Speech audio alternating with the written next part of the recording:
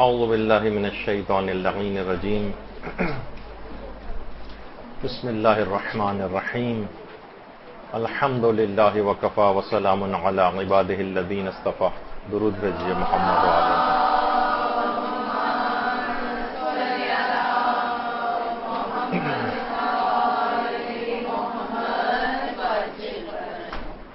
یہ آخر ہر سال رمضان کا استقبال کیوں کیا جاتا ہے؟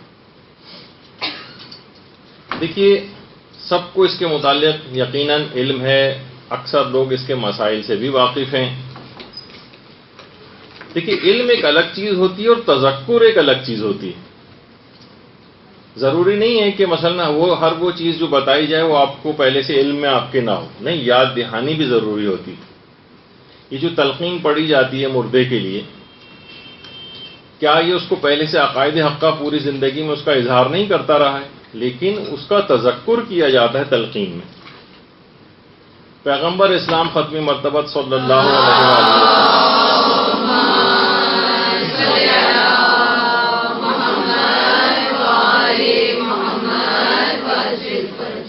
نے امیر المومنین علیہ السلام کی والدہ گرامی فاطمہ بنت اسد سلام اللہ علیہا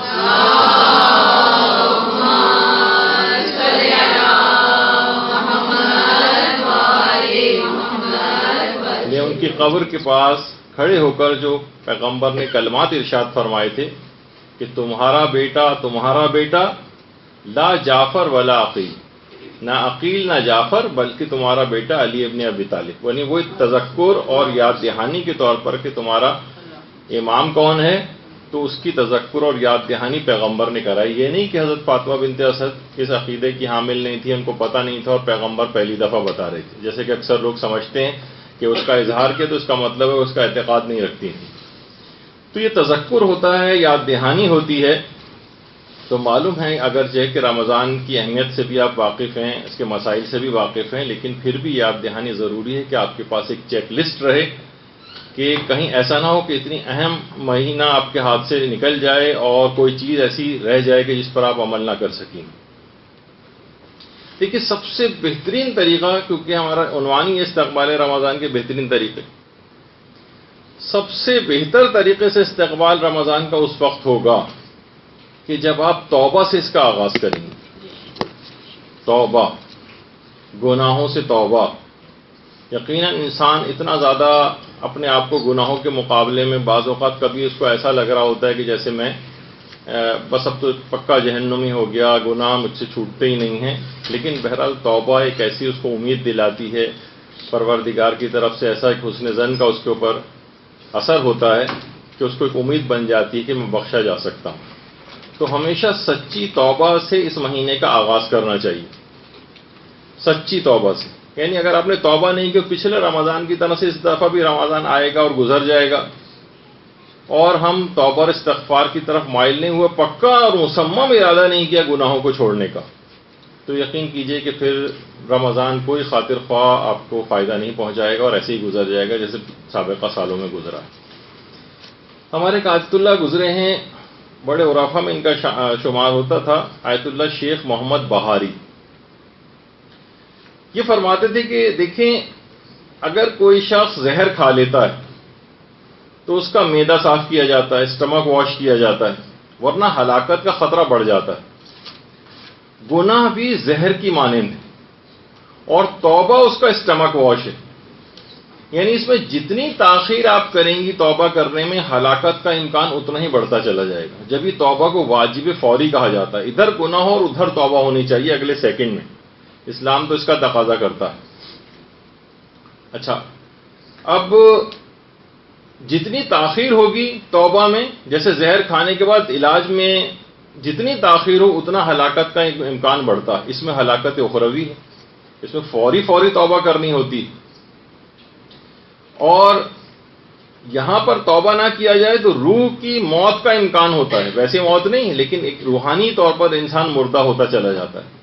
اچھا، کوئی بار بار گناہ کرے اور پھر توبہ کرے، گناہ کرے توبہ کرے، کھیل ٹائپ کا بنا لے. ایسے ہی جیسے کوئی زہر کھائے اور پھر اسٹمک واش کرانے جائے، پھر زہر کھائے، پھر اسٹمک واش کرانے ہسپتال جائے، تو یقیناً کچھ نہ کچھ مقدار اس کی زہر کے اندر رہ جائے گی اور پراپر علاج کے باوجود بھی اس کی موت واقع ہو سکتی ہے. تو یہی گناہوں کے ساتھ بھی ہوتا ہے کہ اگر ہم نے توبہ کو اس طرح کا کھیل بنایا کہ ٹھیک ہے گناہ کر رہے ہیں، توبہ بھی کر رہے ہیں، استغفار کی تسبیح پڑھ لی، پھر گناہ کیے، پھر توبہ کر لی، اس طرح سے ہلکے پھلکے انداز سے، تو وہ زہر اندر بڑھتا چلا جائے گا اور یہاں تک کہ پھر روحانی ہلاکت کی طرف چلا جائے گا۔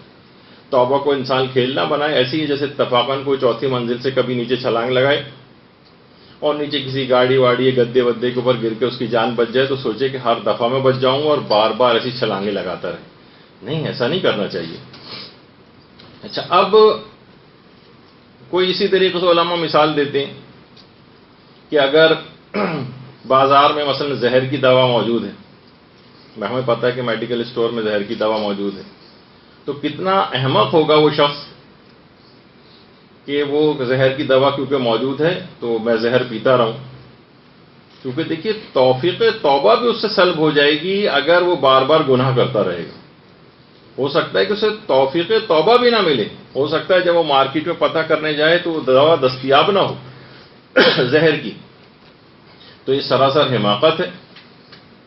تو سچی توبہ سے اس کا استقبال ہونا چاہیے رمضان کا، سچی توبہ سے، تب یہ رمضان آپ کو بھرپور فائدہ دے گا، اور یہ رمضان آپ کو عذاب آخرت سے نجات دلوائے گا، اور باقاعدہ عذاب آخرت سے نجات دلانے کا یہ اعلان کر کے جاتا ہے رمضان۔ لیکن آپ جتنی بھی سچی اور پکی توبہ کر لیں، ایک دشمن آپ کے گھر میں ایسا موجود ہے جو آپ کی اس توبہ کو کارگر ہونے نہیں دیتا، آپ کے ارادے کو مسمم ہونے نہیں دیتا۔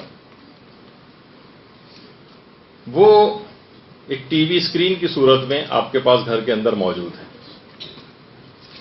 یہ آپ کے تمام توبہ کے جتنے بھی آپ ارادے کرتی ہیں ان سب کو باطل کرتا ہے۔ اب مجھے نہیں پتا آپ لاکھ اس کے لیے دلائل دیں، لاکھ آپ کہیں کہ کیا کریں، اس سے تو پیچھا چھوٹ ہی نہیں سکتا ہے۔ نہیں چھوٹ سکتا ہے، جیسے کوئی کہے کہ بھئی میں کیا کروں، یہ تو سب پالوشن بھی بہت ہے، سب کچھ اسی کے اندر ہی مجھے رہنا ہے، ہلاک ہو جاؤں گا تو ہو جاؤں گا، کیا کر سکتا ہوں۔ تو ٹھیک ہے، اگر ہلاکت اخروی کے متعلق اتنا اطمینان کسی کو ہے کہ ہو جائے تو ہو جائے، روحانیت برباد ہو تو ہوتی رہے، تو ان تمام چیزوں کو آپ کو کنٹرول کرنے کی ضرورت ہے۔ ابھی رمضان بھی آ رہا ہے، اس کے اندر کتنے فسق و فجور والے پروگرامز دن و رات گھر کے اندر اس طرح سے لگے رہیں گے، اور کون کون سے رمضان کے شوز اس کے اندر آئیں گے اور اس میں آپ گرفتار ہوں گے، تو یہ آپ کی توبہ کو بار بار توڑوائے گا۔ اب آپ خود اپنے طور پر اس سے نمٹیے کس طریقے سے کرنا ہے، اور آپ کو خطرے کی نشاندہی کر دی کہ توبہ کا یہ سب سے بڑا دشمن تو آپ کے گھر میں موجود ہے۔ اچھا، اب ایک چیز اور بھی کہتے ہیں لوگ کہ بھئی چھوٹے چھوٹے گناہ تو ہو ہی جاتے ہیں۔ دیکھیے ایسے ہی ہے جیسے آپ کہیں کہ ٹھیک ہے میں بڑے بڑے اژدہوں سے نہیں کٹوا رہا، آیت اللہ دست غیب شیرازی مثال دیتے تھے، تو آپ کو بڑے اژدہوں سے نہیں کٹوانا آپ کو پسند، تو کیا آپ کبھی پسند کرتے ہیں کہ میں چھوٹے سانپوں سے کٹوا لوں اپنے آپ کو؟ تو گناہ کبیرہ اگر آپ خدا نہ خواستہ، اور بلکہ بڑی اچھی بات ہے کہ اگر خدا کرے کہ گناہ کبیرہ سے انسان اپنے آپ کو بچا لے، تو گناہ صغیرہ کو انجام دینا اس اطمینان کے ساتھ کہ چھوٹے موٹے گناہ تو ہو جاتے ہیں، ایسے ہی جیسے کوئی کہے کہ چھوٹے موٹے سانپوں سے کٹوانے میں اور ڈسوانے میں تو کوئی ایسا مذائقے کی بات نہیں۔ آیت اللہ محمد تقی عاملی، یہ بڑے بڑے ہمارے علماء دیکھیے کیسی کیسی گفتگو کر کے گئے ہیں، باتیں کر کے گئے ہیں، وہ خود فرماتے ہیں کہ 5-6 وجوہات ایسی ہیں کہ جس سے ہر صغیرہ گناہ بھی کبیرہ گناہ میں بدل جاتا ہے۔ آپ اس طور پر مطمئن نہ رہیں کہ یہ تو چھوٹے موٹے گناہ صغیرہ گناہ ہو جاتے ہیں۔ فرماتے ہیں کہ سب سے پہلے تو چیز ہے گناہوں پر اصرار۔ آپ ایک گناہ کو بار بار کیے چلی جا رہی ہیں، چھوٹے گناہ کا اگر اول تو چھوٹا اور بڑا گناہ خود ایک الگ بحث ہے کہ کوئی گناہ چھوٹا بھی کیونکہ پروردگار کی تمام نافرمانیاں بڑی، چھوٹی نافرمانی اور بڑی نافرمانی دیکھیں کس ذات کی خلاف ورزی ہو رہی ہے، کس کے احکام کی۔ تو گناہوں پر اصرار کرنا، مصر ہونا، بار بار انجام دینا، خود اس کو کبیرہ بنا دیتا ہے۔ آپ جس کو صغیرہ سمجھ رہی ہیں وہ کبیرہ بن رہا ہے، یہ کبیرہ بن جائے گا۔ دوسرا، گناہ کو چھوٹا سمجھنا، استحقار الذنب، بس حقیق سمجھنا، ارے یہ تو ہو ہی جاتا ہے، یہ خود اس کو کبیرہ بنا دیتا ہے، یہ گناہوں کو حقیر سمجھنا۔ تیسری چیز فرماتے تھے کہ گناہ کر کے خوشی محسوس کرنا، گناہ کر کے خوشی محسوس کرنا۔ عام طور پر آدمی بڑا خوش ہوتا ہے، کوئی بھی اس قسم کا خراب پروگرام اس نے ٹی وی کے اوپر دیکھا، رقص و موسیقی پروگرام دیکھے، خوشی سی اس کو محسوس ہو رہی ہے۔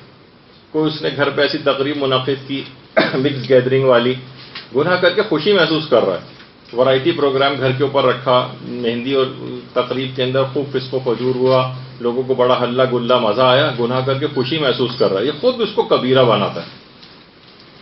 فرماتے ہیں، اور یہ بھی روایات کے اندر آئی ہے یہ بات کہ جو ہنستے ہوئے گناہ کرے گا وہ روتے ہوئے جہنم میں داخل ہوگا۔ تو ان چیزوں کو انسان کو سمجھنا چاہیے۔ گناہ کو ظاہر کرنا یہ خود کبیرہ بنا دیتا ہے، گناہوں کو ظاہر کرنا۔ کوئی ایک گناہ کیا، اب اس کو دوسروں کے سامنے ظاہر کر رہے ہیں۔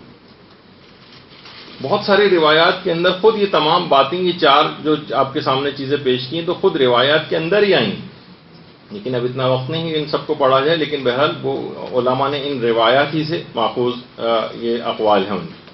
پانچویں چیز کہ جس سے چھوٹے گناہ بھی بڑے گناہوں میں بدل جاتے ہیں، لوگوں کو گناہوں کی دعوت دینا۔ ایسی تقریب آپ نے گھر میں رکھی، مکس گیدرنگ ٹائپ کی، اب لوگ چاہیں نہ چاہیں اس کے اندر آ کر گناہ کے اندر مبتلا ہو ہی جا رہے ہیں۔ تو اس کا مطلب یہ ہوا کہ لوگوں کو گناہوں کی طرف دعوت دینا، یہ خود اگر اس طرح سے لوگوں کو بلایا جائے اس کے اندر تو خود ایک بڑے کبیرہ گناہ کے اندر بدل جائے گا۔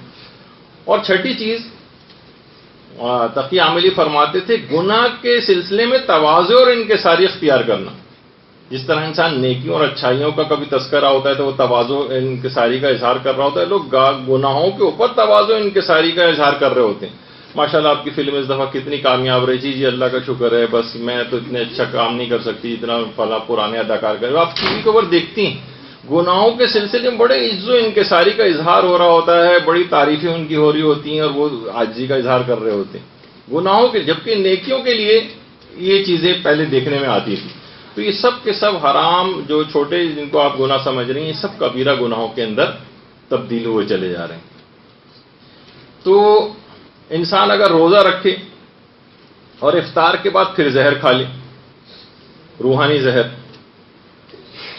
اور اگلے دن پھر روزہ رکھے، پھر اس کے بعد پھر زہر کھا لے، تو وہی ابھی آپ نے سنا بار بار کہ زہر کی کچھ مقداریں جو اندر رہ جائیں گی بالآخر اس کو پھر ہلاک کر دیں گے۔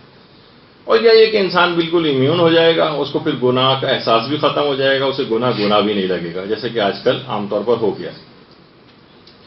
تو اچھا، گناہوں کے دیکھیے اثرات ایسے ہیں کہ اگر یہ آپ اس کو ایسا معمولی چیز نہ سمجھیں کہ بس ٹھیک ہے گناہ کہیں لکھا گیا فرشتوں، یہ آپ کی تمام زندگیوں کے اوپر اثر انداز ہو رہے ہیں۔ بلکہ آیت اللہ مشکینی، جن کی وہ ہدیت الشیعہ جو کتاب بھی ہے اردو میں، آیت اللہ مشکینی فرماتے تھے کہ گناہوں کے اثرات فقط انسان کے اوپر ہی نہیں ہوتے، آپ سمجھیں کہ صرف انسان پہ ہوتے ہیں، بلکہ کہہ رہے تھے کہ اس میں بہت ساری اور بھی چیزیں شامل ہو جاتی ہیں۔ مثلا اولاد کے اوپر بھی اس کے اثرات ہوتے ہیں، رشتہ داروں کے اوپر اس کے اثرات ہوتے ہیں، زراعت اور فصلوں کے اوپر اس کے اثرات ہوتے ہیں، سمندروں کے اوپر اس کے اثرات ہوتے ہیں، کس طریقے سے جو سونامی آتے ہیں، زمین کے اوپر اثرات ہوتے ہیں کہ زلزلے وغیرہ آتے ہیں۔ تو فرماتے تھے ان تمام چیزوں کے اوپر قدرتی آفات میں سے اکثر کا سبب روایات کے اندر جو گناہوں کی کثرت بتائی گئی، حتیٰ کہ فرماتے تھے گناہوں کے اتنے اثرات ہیں کہ فرشتوں تک کے اوپر اثر انداز ہوتے ہیں۔ وہ کیسے؟ وہ کہتے ہیں کہ فرشتے اس جگہ سے اتنا اثر لیتے ہیں کہ ان جگہوں سے رخصت ہونے لگتے ہیں۔ مثلا گھر کے اندر جہاں یہ فسق و فجور، حرام اور اس طرح کی سب چیزیں ہوتی ہیں، وہاں سے ملائکہ فرار اختیار کرتے ہیں، ان گھروں سے وہاں سے چھوڑ کر چلے جاتے ہیں۔ شیاطین کو اٹریکٹ کرتے ہیں گناہ، ملائکہ چھوڑ کے جاتے ہیں اور شیاطین ان کی جگہوں کے اوپر آ جاتے ہیں۔ اب سوچیں کہ گھر میں جو لڑائی جھگڑے، ہنگامے، ایک دوسرے کے خلاف باتیں، غیبتیں، فسق و فجور، یہ سب کچھ جو ہو رہا ہے گھروں کے اندر، اس کی ایک بہت بڑی وجہ یہ ہے کہ ان گناہوں کے اثرات ہیں کہ فرشتوں نے وہاں سے کوچ کر لیا ہے اور ان کی جگہ پر اس وقت شیاطین آ کر بیٹھ گئے۔ تو وہ ہر وقت کے وسوسے، ہر وقت کی دلوں کے اندر بدگمانیاں اور برائیاں، وہ سب پھر شیاطین پیدا کرتے ہیں۔ تو علماء فرماتے ہیں کہ لہٰذا گناہوں کے مقابلے میں شجاعت کا اظہار کرنا چاہیے۔ ہم یہ دیکھ رہے ہیں کہ ساری شجاعت ہم نے اپنے رشتہ داروں کے اوپر لگائی ہوئی، ساری شجاعت۔ دین کے لیے کوئی شجاعت نہیں ہے کہ دین کے لیے شجاعت سے کام لیں، برائیوں کے مقابلے میں شجاعت سے کام لیں۔ وہاں سے ہم یہ دیکھتے ہیں کہ سارے افراد بیک فٹ پہ چلے جاتے ہیں۔ مثلا کبھی شادی بیاہ کا کوئی مسئلہ ہوتا ہے، دیندار افراد عام طور پر دیکھنے میں آتا ہے کہ جب کسی کے یہاں شادی ہوئی وہ فوراً دب جاتے ہیں، گناہگار حرام تقریبات منعقد کرتے ہیں، مکس گیدرنگ کرتے ہیں اور حاوی ہوتے چلے جاتے ہیں اور اپنے آگے کسی کو چلنے نہیں دیتے. گناہگار گناہ کے لیے شجاعت اختیار کر رہا ہے، اگر اس کو شجاعت ہی کہا جائے. اور جو دیندار ہیں ہم وہ دیکھتے ہیں ساری زندگی کی مثلا باپردہ عورت ہوتی ہے، وہ شادی کی تقریب میں نامحرموں کے ساتھ بے حجاب ہو کر جانے لگتی ہے، میک اپ کر کے جانے لگتی ہے، مکس گیدرنگ کے اندر جاتی ہے. دیکھیے بہت ساری چیزیں ایسی ہیں کہ جو بغیر لڑے جھگڑے بھی، بدمزگی کیے بغیر بھی معاملات طے ہو سکتے ہیں. لیکن ہم اس پوری اس تقریب کو بالکل آخری دن کے اندر بدمزگی کے لحاظ سے دیندار افراد بھی طے کرتے ہیں، وہ اسی دن ہی کچھ گڑبڑ کرنی. بھائی اپنی ذہانت کو استعمال کریں کہ پہلے سے کیسے ان معاملات کو طے کریں کہ حرام کاریاں نہ ہوں. تو شجاعت دکھائیں، بات کریں. بہت ساری بلکہ دلہن کا متعلق مجھے معلوم چلا کہ اس نے بڑی شجاعت دکھائی، شرائط رکھی کہ کوئی نامحرم وہاں پر نہیں آئے گا، میں مثلا میرا میک اپ ہوگا، اور اس نے اپنی باتوں کو منوایا. اور اس کے بعد بھی چند لوگوں نے اگر خلاف ورزی کی کوشش کی تو دلہن اٹھی اور منہ دھو کر اور چادر وادر پہن کر جو ہے بیٹھ گئی. تو اگرچہ آپ کو بہت سی اس قسم کی باتیں لگتی ہیں کہ نہیں بھائی کوئی بات نہیں، تو وہ کیا ہوتا ہے کہ دیندار افراد بھی شجاعت کا مظاہرہ کرنے کے بجائے دبتے چلے جاتے ہیں. تو کیا ہوا کہ گناہگار اس کے مقابلے میں بڑھتے چلے جاتے ہیں. تو کوئی بھی آج کل اتنی سہولیات اور آسانیاں جبکہ ہمارے پاس موجود ہیں دین پر عمل کرنے کے لیے، لیکن تب بھی کوئی بھی شجاعت دین کے لیے دکھانے کو تیار نہیں. جبکہ صاحبان ایمان نے شدید ترین ادوار کے اندر بھی دین پر کیسا عمل کر کے دکھایا. روایات میں ملتا نہیں ہے کہ شہداء کے ساتھ جب کوفے کے بازاروں سے گزر رہے تھے تو ابن زیاد کا جو بھائی تھا، سگا بھائی، اس تک نے شجاعت کا مظاہرہ کیا تھا اور کہا تھا کہ کاش تمام آل زیاد آج ہلاک ہو جاتے مگر فاطمہ کا لال شہید نہ ہوتا. اسے معلوم تھا میرا بھائی ابن زیاد کتنا ظالم ہے، لیکن ان ظالموں کے ایسے افراد انہوں نے بھی کچھ نہ کچھ زبان کھولی ہے. اس وقت ابن زیاد کی خود بیوی نے آواز اٹھائی ہے، روایتوں کے اندر تذکرہ. یزید کی بیوی نے اس کے اوپر اعتراضات کیے تھے، اتنے مظلوم اپنے شوہر کا اتنے ظلم دیکھنے کے باوجود. خولی کی بیوی نے شجاعت کا مظاہرہ کیا تھا. اور بریر حمدانی، ان کی اپنی بیوی نہیں، بریر کے جو قاتل تھا، بریر کا قاتل جب گھر کے اندر آیا ہے تو بریر کے قاتل کی جو بیوی تھی وہ ناراض ہو کر گھر چھوڑ کر چلی گئی تھی. اس نے اتنا شجاعت کا مظاہرہ کیا تھا. یزید کا بیٹے تھا، اس نے کیا کہا تھا؟ اس نے شجاعت کا مظاہرہ کیا تھا اور کہا تھا کہ کاش میں پیدا ہی نہ ہوا ہوتا کہ بنو امیہ کی نسل سے ہونے کی میں ذلت کو برداشت کرتا. تو ان سب افراد نے جانوں کے خطروں کے باوجود آواز اٹھائی. آج ہم یہ دیکھتے ہیں کہ ہم ذرا سی بھی معمولی اور چھوٹی اور آسانی سے چھوٹ جانے والے گناہوں کے سلسلے میں بھی ذرا سا بھی جرت کا مظاہرہ نہیں کرتے، ان کو چھوڑنے کے لیے ذرا سی اپنے اوپر سختی نہیں اٹھاتے. ابھی کتنے مسلسل سوالات ہم دیکھتے ہیں کہ علماء کے پاس بھی جاتے ہیں، مدرسے کا جو پیج ہے اس کے اوپر بھی بے تحاشا اس قسم کے سوالات آتے ہیں. والدین کیا آ رہے ہیں، لڑکے اور لڑکیوں کیا آ رہے ہیں کہ بھئی جناب گرمی بہت ہے، ہم سے روزہ نہیں رکھا جاتا، ہمیں مثلا آفس جانا ہے، کسی کو یونیورسٹی جانا ہے، کسی کو کالج جانا ہے. یعنی کہ کتنے ادوار کے اندر کیسے کیسے لوگوں نے مظالم اٹھا کر دین کے اوپر عمل کیا ہے، جانیں دی ہیں، گھر بار لٹائے ہیں، اور ہم اتنے معمولی سے صرف روزہ رکھنے کو کہا جا رہا ہے، ٹھنڈوں کے اندر بیٹھے ہوئے ہیں، پنکھوں کے اندر بیٹھے ہوئے ہیں، اے سیوں کے اندر بیٹھے ہوئے، تب بھی ان سے روزہ رکھنا اور دین کے اوپر عمل کرنا مشکل ہو رہا ہے. تو دیکھیے گناہوں پر مصر ہونے کے ساتھ یہ رمضان فائدہ نہیں دے گا. اس کے مقابلے میں ایک جرت کا اظہار کرنا پڑے گا، مصمم ارادہ کرنا پڑے گا، پکا ارادہ کرنا پڑے گا کہ میں اب گناہ کوئی نہیں کروں گی. جب تک یہ پکا ارادہ نہیں ہے تو یقین جانی کہ رمضان کوئی خاطر خواہ آپ کو فائدہ نہیں دے گا جب تک کہ توبہ سچی توبہ نہ. آیت اللہ جواد عاملی نے ایک بڑی اچھی بات کہی ہے کہ جو بھی اپنے امام کے اوپر اعتقاد رکھتا ہے، نیک اعمال بھی کبھی کبھار چلیں اس سے ہو جاتے ہیں، لیکن جس طریقے سے امام کی اطاعت کرنی چاہیے مقام اطاعت کے اندر وہ فیل نظر آتا ہے. اعتقاد ہے، ٹھیک ہے، ہمارا اعتقاد ہے کہ ہمارے امام ہیں، لیکن وہ اپنے عمل سے امام کے قلب کو غمگین کرتا ہے. کوئی مثلا عورت ہے، وہ خود کو اپنے آپ کو کنیز زہرا کہتی ہے، لیکن بے حجابی کے ذریعے حضرت زہرا کے قلب نازنی کو مجروح کرتی، ان کو زخمی کرتی، ان کے دل کو غمزدہ کرتی. تو تو فرماتے ہیں کہ یہ تمام افراد کے جو کہ بد اعمالیوں کے ذریعے اور گناہوں کے ذریعے، چاہے وہ ان کے اوپر اعتقاد ہی کیوں نہ رکھتے ہوں، یہ تمام افراد زہرا کے لخت جگر کے ظہور کی راہ میں رکاوٹ ڈالنے والے ہیں، آیت اللہ جواد عاملی فرماتے ہیں. اور ایسے افراد یہ بہت بڑے خطرے سے دوچار ہونے والے ہیں.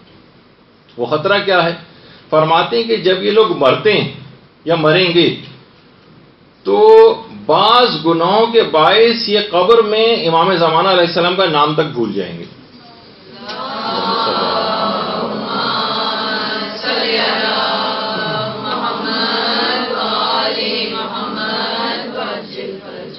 ان کی جدہ حضرت زہرا سلام اللہ علیہا کا نام بھول جائیں گے. اور بعض روایات میں یہ ہے کہ جب منکر و نکیر آ کر سوال کریں گے تو ایسے ہی بد عمل قسم کے افراد یہاں تک نوبت آئے گی کہ پیغمبر اسلام تک کا نام بھول جائیں گے. بہت بڑے خطرے سے انسان دوچار ہوتا ہے. اب اس رمضان سے بھی فائدہ نہیں اٹھایا اگر ہم نے گناہوں کے اندر ویسے ہی رہے اور مصمم ارادہ نہیں کیا کہ بس آج کے بعد مجھے کوئی گناہ نہیں کرنا ہے. اور کبھی کبھار ہو جائیں تو توبہ کی توفیق مل جائے گی اور سہو اور نسیان کے اندر ہو جائے، لیکن پکا اور مصمم ارادہ کرنا ہے کہ نہیں کرنا ہے. ہلکا پھلکا سا ارادہ ہو کہ ٹھیک ہے جب کبھی موقع آئے گا تو اتنا تو ہو ہی جاتا ہے، تو اس کا مطلب یہ ہوا کہ گناہ کا پکا ارادہ نہیں کیا ہے آپ نے چھوڑنے کا، اور یہ رمضان اتنا فائدہ مند ثابت نہیں ہوگا. ورنہ کتنا بڑا خطرہ ہے کہ ان شخصیات کے نام تک انسان بھول جائے. سوال منکر و نکیر ہو رہا اور ان شخصیات کے نام اس کو یاد نہ ہو، پتہ ہی نہ ہو، ہکا بکا رہ جائے تو پھر قبر کے اندر کیا ہوگا. تو دیکھیے یہی مسئلہ ہے کہ اس نفس کو رمضان کے اندر مکمل طور پر قابو کرنا ہے. دیکھیے خود ابلیس جو ہے نا، یہ خود نفس امارہ کا شاگرد ہے. بھائی ابلیس کو بھی تو کسی نے بہکایا. کس نے بہکایا؟ اس کے اپنے نفس امارہ نے اس کو بہکایا. الگ سے اس کے لیے کوئی اور ابلیس وغیرہ کا سلسلہ نہیں تھا، یہی اس کا نفس تھا. یعنی نفس جو ہے یہ شیطان کا بھی استاد ہے. بس اسی کو آپ کو رام کرنا ہے. یہ رمضان کا مہینہ اسی نفس کو رام کرنے کے سلسلے میں. آیت اللہ حق شناس جن کا پچھلی مرتبہ بھی تذکرہ ہوا تھا، آپ فرماتے تھے کہ آپ صرف اور صرف ترک معصیت کا ارادہ کریں، پکا ارادہ کریں. بس خدا آپ کو خود حرام کام سے بچا لے گا، خدائی مدد آئے گی. آپ کا کام فقط پکا ارادہ کرنا ہے. اور پکا ارادہ آپ کو خود پتا ہے کہ پکا ارادہ کیا ہوتا ہے، کہ آپ کا یعنی آپ مصمم ہوتی ہیں کہ کوئی بھی کام دنیا میں جو آپ کر رہی ہیں ایک کمٹمنٹ ہوتا ہے، پکا ارادہ ہوتا ہے. کوئی لڑکی میڈیکل کالج میں پڑھ رہی ہوتی ہے، پکا ارادہ ہوتا ہے کہ میں اس کو جو ہے پورے کورس کو کمپلیٹ کروں گی. مثلا دنیاوی چیزوں کے لیے انسان پکے ارادے نہیں کرتا. اس طرح کا کوئی پکا اور مصمم ارادہ کرے کہ نہیں میں گناہ نہیں کروں گی، ترک اور آگے کی چیزوں کو فی الحال دماغ سے نکال دے. ورنہ ہوتا ہے نا کہ اندرونی طور پر ایک شکست کا سا احساس ہوتا ہے کہ پہلے بھی کتنی توبہ کی ہیں جو ٹوٹ چکی ہیں. نہیں، ایک دفعہ پکا ارادہ کیجیے. آیت اللہ شناس فرماتے تھے پکا ارادہ کرنے کے بعد اللہ خود آپ کو جس وقت حرام کا موقع آئے گا ایک غیبی طاقت آپ کو اس حرام سے روک لے گی. آپ اپنے اوپر بھروسہ نہ کریں، پروردگار عالم پر بھروسہ کریں. اس پر بھروسہ کر کر پکا ارادہ کر لیں تو پھر آپ دیکھیے کہ کتنا اس سے فرق پڑے گا. تو اچھا ہمارے ساتھ کیا ہوتا ہے کہ دیکھیے ہم رمضان میں شکل روزے دار جیسی بناتے ہیں، باطن ہمارا روزے دار نہیں بن پاتا ہے. جبکہ روزے انسان کو اگر حقیقتاً صحیح پیمانے اس پہ روزہ رکھے تو انسان کا باطن خوبصورت بن جاتا ہے. خواہ بظاہر اس کا چہرہ روزے کے اندر اترا ہوا محسوس ہو، خواہ اس کے منہ کی بو اچھی محسوس نہ ہو، لیکن خدا کے نزدیک اس کی باطن کی خوبصورتی یہ سب سے زیادہ اہمیت رکھتی ہے. آیات میں بھی ہے، روایات میں بھی ہے کہ خدا تمہارے چہروں کو نہیں دیکھتا ہے بلکہ تمہارے اعمال کو دیکھتا ہے. تو اچھا یہ غلطی کیا ہو رہی تھی؟ ان سب سے بھی ہو رہی تھی.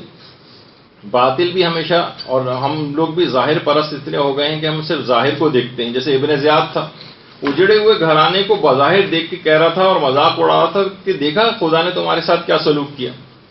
تو ثانی زہرا حضرت زینب سلام اللہ علیہ نے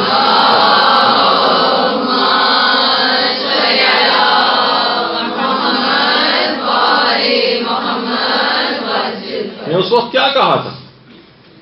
ما رائے تو الا جمیلا، ہم نے تو سوائے پروردگار سے حسن و خوبصورتی کے علاوہ کچھ دیکھا ہی نہیں. باطن کی طرف متوجہ کیا. بظاہر وہ لوٹا پٹا گھرانہ تھا، جس خاندان کے سارے مرد مارے جا چکے تھے، مظالم کی ایک انتہا ہو چکی تھی، اس وقت شہزادی یہ کہہ رہی ہیں کہ ہم نے پروردگار سے سوائے خوبصورتی کے کچھ نہیں دیکھا ہے. تو اس سے آپ اندازہ لگائیے کہ وہ باطن کی طرف متوجہ کر رہی تھی، ظاہر کی طرف نہیں. ظاہر تو صرف ابن زیاد دیکھ رہا تھا کہ ان کے ساتھ ان کے مظالم کے بعد اس خاندان کا ہم نے کیا کس نتیجے تک ان کو پہنچایا ہے. بظاہر مظلومیت کا کتنا بڑا اس کے سامنے اظہار ہو رہا تھا، لیکن کیا ہے انہوں نے باطن کی طرف جو ہے وہ متوجہ کرایا. بظاہر بھی لوگ ہمارے ہاں بھی دیکھیے دنیاوی ترقیوں سے کتنا زیادہ متاثر نظر آتے ہیں. باہر ملکوں کے اور مغربی ممالک کی کتنی تعریفیں ہو رہی ہوتی ہیں کہ دیکھیے کتنی ایجادات وہاں پر ہو گئی ہیں، مغربی ممالک کے کتنے زبردست سسٹم بنے ہوئے ہیں. کوئی وہاں سے آ جائے تو بس وہاں کے قصیدے ہی دنوں رات پڑھتا رہتا ہے. تو دیکھیے یہ خوشحالی جو وہاں پر ہے، لیکن اگر کوئی شخص وہاں پر رہے یا ایسی جگہوں کے اوپر جا کر رہے کہ جہاں اس کا دین تباہ و برباد ہو رہا ہو، کہ جس کے متعلق حضرت امیر بھی فرماتے تھے کہ وَالْحَرِيبُ مَنْ حُرِبَ دِينُهُ، جس کا دین لوٹ لیا گیا ہو اس نے سب کچھ اپنے ہاتھ سے کھو دیا. تو کسی بھی جگہ بظاہر آپ کو لگ رہا ہے کہ کوئی شخص بہت خوشحال ہے، بظاہر بہت لگ رہا ہے کہ بہت اچھی جگہ کے اوپر رہتا ہے، لیکن مثلا اگر اس کا دین تباہ حال ہوا ہے، دین اس کے ہاتھ سے نکل گیا ہے، تو اس نے سب کچھ کھو دیا. ظاہری طور پر وہ جو آپ سنتی ہیں کہ حاجی کتنے زیادہ تھے کہ آ کر راوی نے کہا تھا کہ مولا کتنا زیادہ آواز آ رہی ہے لبیک اللہم لبیک کی، تو امام نے فوراً، یہ تو ظاہر نظر آ رہا تھا نا لوگوں کو، ابو بصیر کو باطن دکھایا اپنی دو انگلیوں کے درمیان، اور اس کے بعد کہا ما اقل الحجیج و اکثر الزجیج، حاجی کتنے کم ہیں اور شور مچانے والے کتنے زیادہ ہیں. اور جب دو انگلیوں کے بیچ میں دیکھا تھا تو کوئی کتا کھڑا ہوا تھا، کوئی سور کھڑا ہوا تھا. یہ باطنی نگاہ کے اندر باطن کو امام نے اس کی طرف متوجہ کیا کہ انسان اپنے ظاہر کو صرف اچھا نہ کرے بلکہ باطن کو اچھا بنائے. تو بظاہر ہم یہ کرتے ہیں، خواتین کرتی ہیں کہ صرف میک اپ کر لیا، شکل اپنی اچھی بنا لی، اپنے اچھے کپڑے جو ہے وہ انہوں نے اچھے کر لیے. اچھا دنیاوی طور پر رشتوں کے سلسلے میں بھی زیادہ تر مال و دولت وغیرہ کو دیکھا جاتا ہے، دنیاوی چند ڈگریوں کو اس کی دیکھا جاتا ہے، اچھی جاب کو مد نظر رکھا جاتا ہے. لیکن جو باطن ہے، دین ہے، اس کا ایمان ہے، اس کا تقویٰ ہے، اس کی شرافت ہے، اس کی دیانت ہے، ظاہر بین افراد ان چیزوں کی طرف نہیں جاتے رشتوں کے سلسلے میں بھی، اور صرف ظاہر کو دیکھ رہے ہوتے ہیں. دیکھیے میں وہی بات بیان کر رہا ہوں کہ فقط ایسا نہ ہو کہ روزہ رکھنے کی ایک ظاہری شکل و صورت بنائی جائے. روزے سے انسان کو اپنا باطن خوبصورت کرنا ہوتا ہے. حضرت امیر بن نہج البلاغہ میں اسی وجہ سے فرماتے ہیں اللہم صلی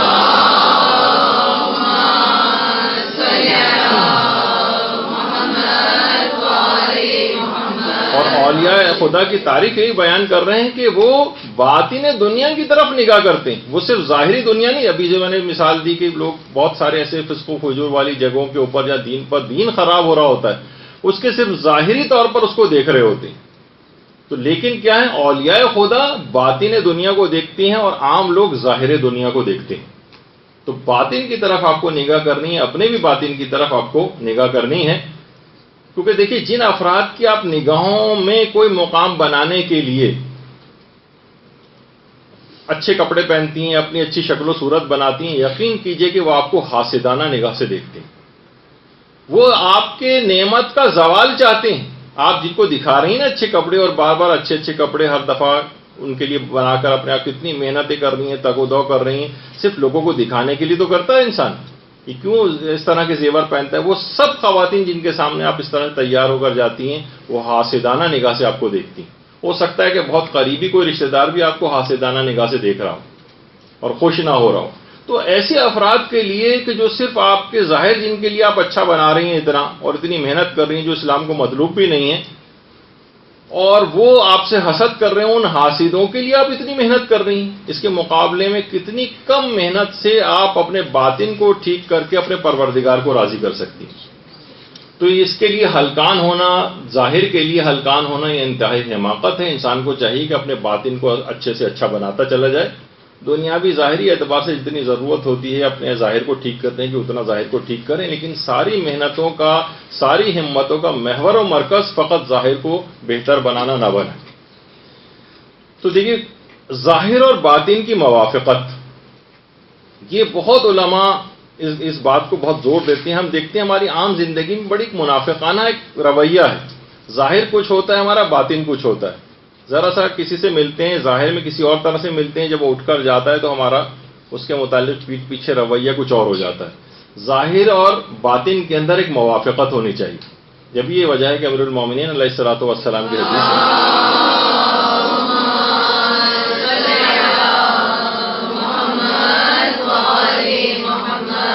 فرماتے ہیں انسان کے لیے کتنی بری بات ہے کہ اس کا باطن مریض ہو اور ظاہر خوبصورت ہو. یہ اسی کو تو دیکھیے، آپ دیکھتی ہیں وہ جو ٹپ آف دی آئس برگ جس کو کہا جاتا ہے کہ اوپر ظاہر اگر آپ دیکھیں تو کتنا چھوٹا سا صرف ایک کونا سا اوپر نکلا ہوا ہوتا ہے، اور ایک اتنا بڑا پہاڑ اس کے جو ہے وہ نیچے ہوتا ہے. سانپ کا آپ ظاہر دیکھیں، بظاہر کتنے کلرفل قسم کے سانپ ہوتے ہیں. بظاہر اگر اس کی خطرناکیت آپ کو ایک طرف کر دیں تو سانپوں کا رنگ، خصوصیات دیکھنے میں بڑا خوبصورت ہے سانپ. لیکن کیا ہے، اس کا باطن کیسا ہے؟ ایک زہریلا ہے. تو یہی تمام چیزیں کہ ظاہر اور باطن ایک ہونا چاہیے. اور یہی وجہ ہے کہ آیت اللہ علی آقا قاضی، جن کا اکثر و بیشتر تذکرہ آتا ہے، ظاہر اخلاقیات کی لحاظ سے گفتگو ہو رہی ہوتی ہے تو زیادہ تر ہم اخلاقیات کے ماہر علماء کو کوٹ کرتے ہیں. فقہی مسائل کی گفتگو ہوتی ہے تو زیادہ تر مجتہدین کی فتاوے اور ان کی باتیں آتی ہیں. تو فرماتے تھے کہ اس حد تک تاکید کرتے تھے ظاہر اور باطن کی موافقت کی، کہ کہتے تھے کوئی درجہ انسان حاصل ہی نہیں کر سکتا جب تک کہ اس کا ظاہر اور باطن ایک جیسا نہ ہو جائے. یہ اپنے آپ کو واقعی اس رمضان کے اندر یہ کوالٹی پیدا کرنے کی کوشش کرنی چاہیے ہم سب کو، کہ ظاہر اور باطن ایک ہی ہو جائے. ایسا نہ ہو کہ پیچھے کچھ ہو رہے ہیں ہم کسی کے، سامنے کچھ اور ہو رہے ہیں. ظاہر کے اندر زیادہ تقویٰ و پرہیزگاری کا مظاہرہ کر رہے ہیں، باطن میں جبکہ ایسے نہیں ہیں. باطن میں اتنی خباثت ہمارے بھری ہوئی ہے، بظاہر بڑے انکساری کے ساتھ مل رہے ہیں لیکن مثلا دل میں اس کے خلاف بغض رکھا ہوا ہے. تو باقاعدہ آیت اللہ علی آقا قاضی نے ایک وصیت نامہ لکھا تھا، اور وصیت نامہ لکھنے کے بعد 3 گواہ بنائے تھے. اس وصیت نامے کے گواہ بھی بنائے تھے، ایک آقا ہاشم حداد، اور ایک آیت اللہ عباس حاطف کوچانی، اور ایک آیت اللہ سید جمال الدین گلپائگانی. یہ 3 افراد تھے، انہوں نے اپنا ایک وصیت نامہ لکھا تھا اور ان 3 افراد کو اس کا گواہ بنایا تھا. اور اس میں یہ بات کہی تھی علی آقا قاضی نے کہ ظاہر اور باطن کی موافقت، اس کی بہت زیادہ تاکید کی تھی کہ انسان کا ظاہر اور باطن ایک ہو جائے، اپنے آپ کو ایم بنائے، ایک ٹارگٹ بنائے، ایک ہدف مقرر کرے کہ میں کسی بھی طریقے سے ظاہر اور باطن میرا ایک ہو. وہی ہے کہ ایسا نہ ہو کہ تقوی کا ظاہری مظاہرہ زیادہ ہو اور اندر سے اس سے خالی ہو. کسی سے ظاہری انکساری سے مل رہے ہو لیکن اندر اس سے بغض پایا جاتا ہو. دونوں کو ایک کر لیجیے آپ، سامنے بھی اس کی برائی نہیں کر رہے اور دل میں کینہ بھی نہیں رکھا ہوا اس کے لیے. تو یہ ہوگا کہ ظاہر اور باطن میں آپ کی موافقت ہو رہی. تو اور یہ بھی کہتے تھے کہ ہر نیک اور بد سے نیکی کرو، سوائے اس کے کہ کسی خاص شخص سے اللہ نے نیکی کرنے سے روکا ہو. یعنی وہ کہتے تھے ہر نیک سے تو انسان نیکی کرتا ہے، یہ بد افراد سے بھی، ان کے ساتھ بھی نیکی ہے کہ ان کو برائی سے روکو اور ان کے حال کے اوپر نہ چھوڑو. لیکن ابھی ہم دیکھتے ہیں یہی علماء کرام، ابھی آپ دیکھیں گی کہ ابھی شروع ہونے والا ہے کہ ابھی رمضان کے چاند کے سلسلے کے اندر یہ مسئلہ شروع ہوگا، پھر عید کے چاند کے مسئلے میں یہ مسئلہ شروع ہوگا، اور وہ ہوگا انہی علماء کی توہین. ہر گھر کے اندر ایسے افراد دیکھیے گا کیسے کیسے مولوی، ملا، فلاں، ان تمام مجتہدین اور مراجع کو کس انداز سے لوگ اس میں کہیں گے. ویسے بظاہر ان کی تعظیم کرتے ہوئے نظر آتے ہیں علماء کی، لیکن اس کے بعد جب موقع آتا ہے تو انسان ان کا ظاہر اور باطن اس کی موافقت نہیں کرتا اور اندرونی خباثت نکل کے باہر آ جاتی ہے اور ان علماء اور مراجع کو انسان برا بھلا کہنے لگتا. گھروں میں آپ دیکھیے گا کچھ عرصے میں یہی وجہ ہے کہ آیت اللہ سید ابو الحسن مولانا، نام ہی ان کا تھا ابو الحسن مولانا، یہ فرماتے تھے 2 افراد کی غیبت سے خاص طور پہ اپنے آپ کو بچانا. اچھا، رمضان اور غیر رمضان دونوں ہی کے لیے بات ہے، رمضان کے اندر بھی اور غیر رمضان میں بھی. کہتے تھے ایک تو علماء کی غیبت سے انسان اپنے آپ کو بچائے، یہ بہت خطرناک ہے. علماء کی غیبت اور سادات کی غیبت. اب تو پورے گھرانے، ظاہر سادات گھرانے، اور ایک سید دوسرے سید کی بھی خوب غیبتیں کر رہا ہوتا ہے. وہ کہتے تھے کہ علماء اور سادات، خاص طور پر علماء کے لیے کہتے تھے، جس کے متعلق اکثر لوگ یہ بھی کہتے ہیں کہ یہ حدیث کا جملہ ہے، کچھ کہتے ہیں کہ نہیں ویسے ہی جملہ ہے کہ لحوم العلماء مسمومۃ، یعنی یہ حقیقتاً یہ جو آپ گوشت کھا رہے ہیں نا، یہ زہر آلود گوشت ہے. ایک تو عام گوشت ہے، انسان مردہ بھائی کا بھی کھائے تو ہو سکتا ہے کہ اس لحاظ سے نہ ہو، لیکن اس کے اندر زہر بھی ملا ہوا ہو تو کتنی ہلاکت کا یقینی خطرہ بڑھ جائے گا۔ تو اس لحاظ سے وہ کہتے تھے کہ علماء کی غیبت سے انسان کو اپنے آپ کو بچانا چاہیے، اور پیغمبر ختم مرتبہ صلی اللہ علیہ وسلم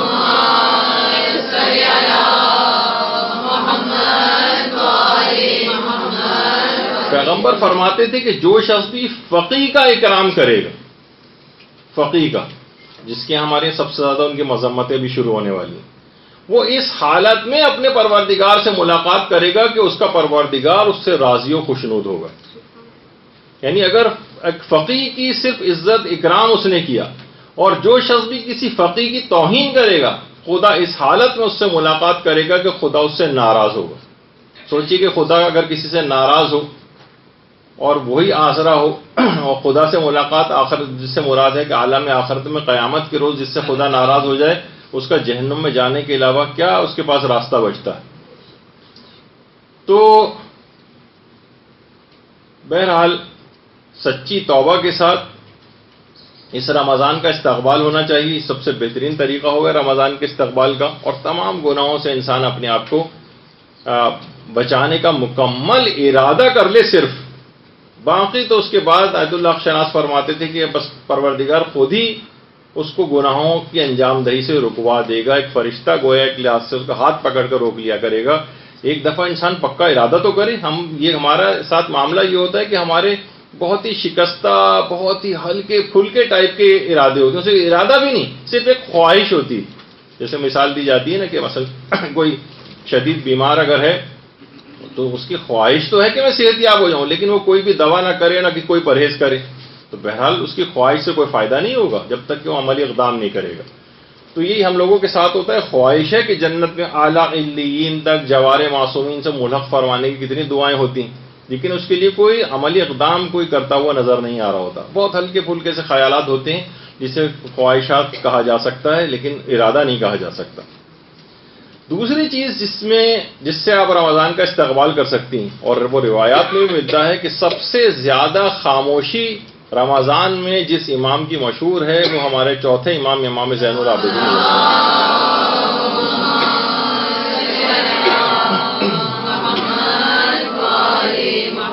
کہ سوائے دعاؤں کے، اذکار کے، تلاوت قرآن کے اور امر بالمعروف اور نہی عن المنکر کے امام کی زبان پر کوئی اور بات دنیاوی آتی نہیں، اتنا اپنے آپ کو اس کے اندر مصروف رکھتے تھے۔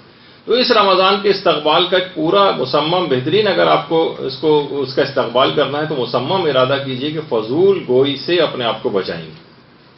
فضول گوئی کے اندر تمام حرام چیزیں بھی آتی ہیں اور فضول بیکار چیزیں بھی آتی ہیں، ٹھیک ہے، اس کے اندر کوئی غیبت نہیں کی، کوئی تہمت نہیں لگائی، جھوٹ نہیں بولا آپ نے، لیکن زبان کو فضول قسم کی باتوں کے اندر آپ دیکھیں، خواتین کبھی آپ ریکارڈ کر کے دیکھ لیجیے جو عمومی گفتگو ہوتی ہے، یہ بھی بہت اچھی چیز ہے کہ آپ کو خود اندازہ ہوگا کہ ہم نے کتنا 1 گھنٹہ گفتگو ہم لوگوں نے بیٹھ کے کی، کتنا فضول وقت ضائع کیا ہے، کوئی ایک کام کی بات اس میں نہیں کی بلکہ حرام سے بھی گفتگو پوری بھری، کہیں کسی کا مذاق اڑا دیا، کہیں کسی کی غیبت کر دی، کہیں کسی کی چغلی کر دی، کسی کا راز فاش کر دیا، کتنی ایسی چیزیں ہیں۔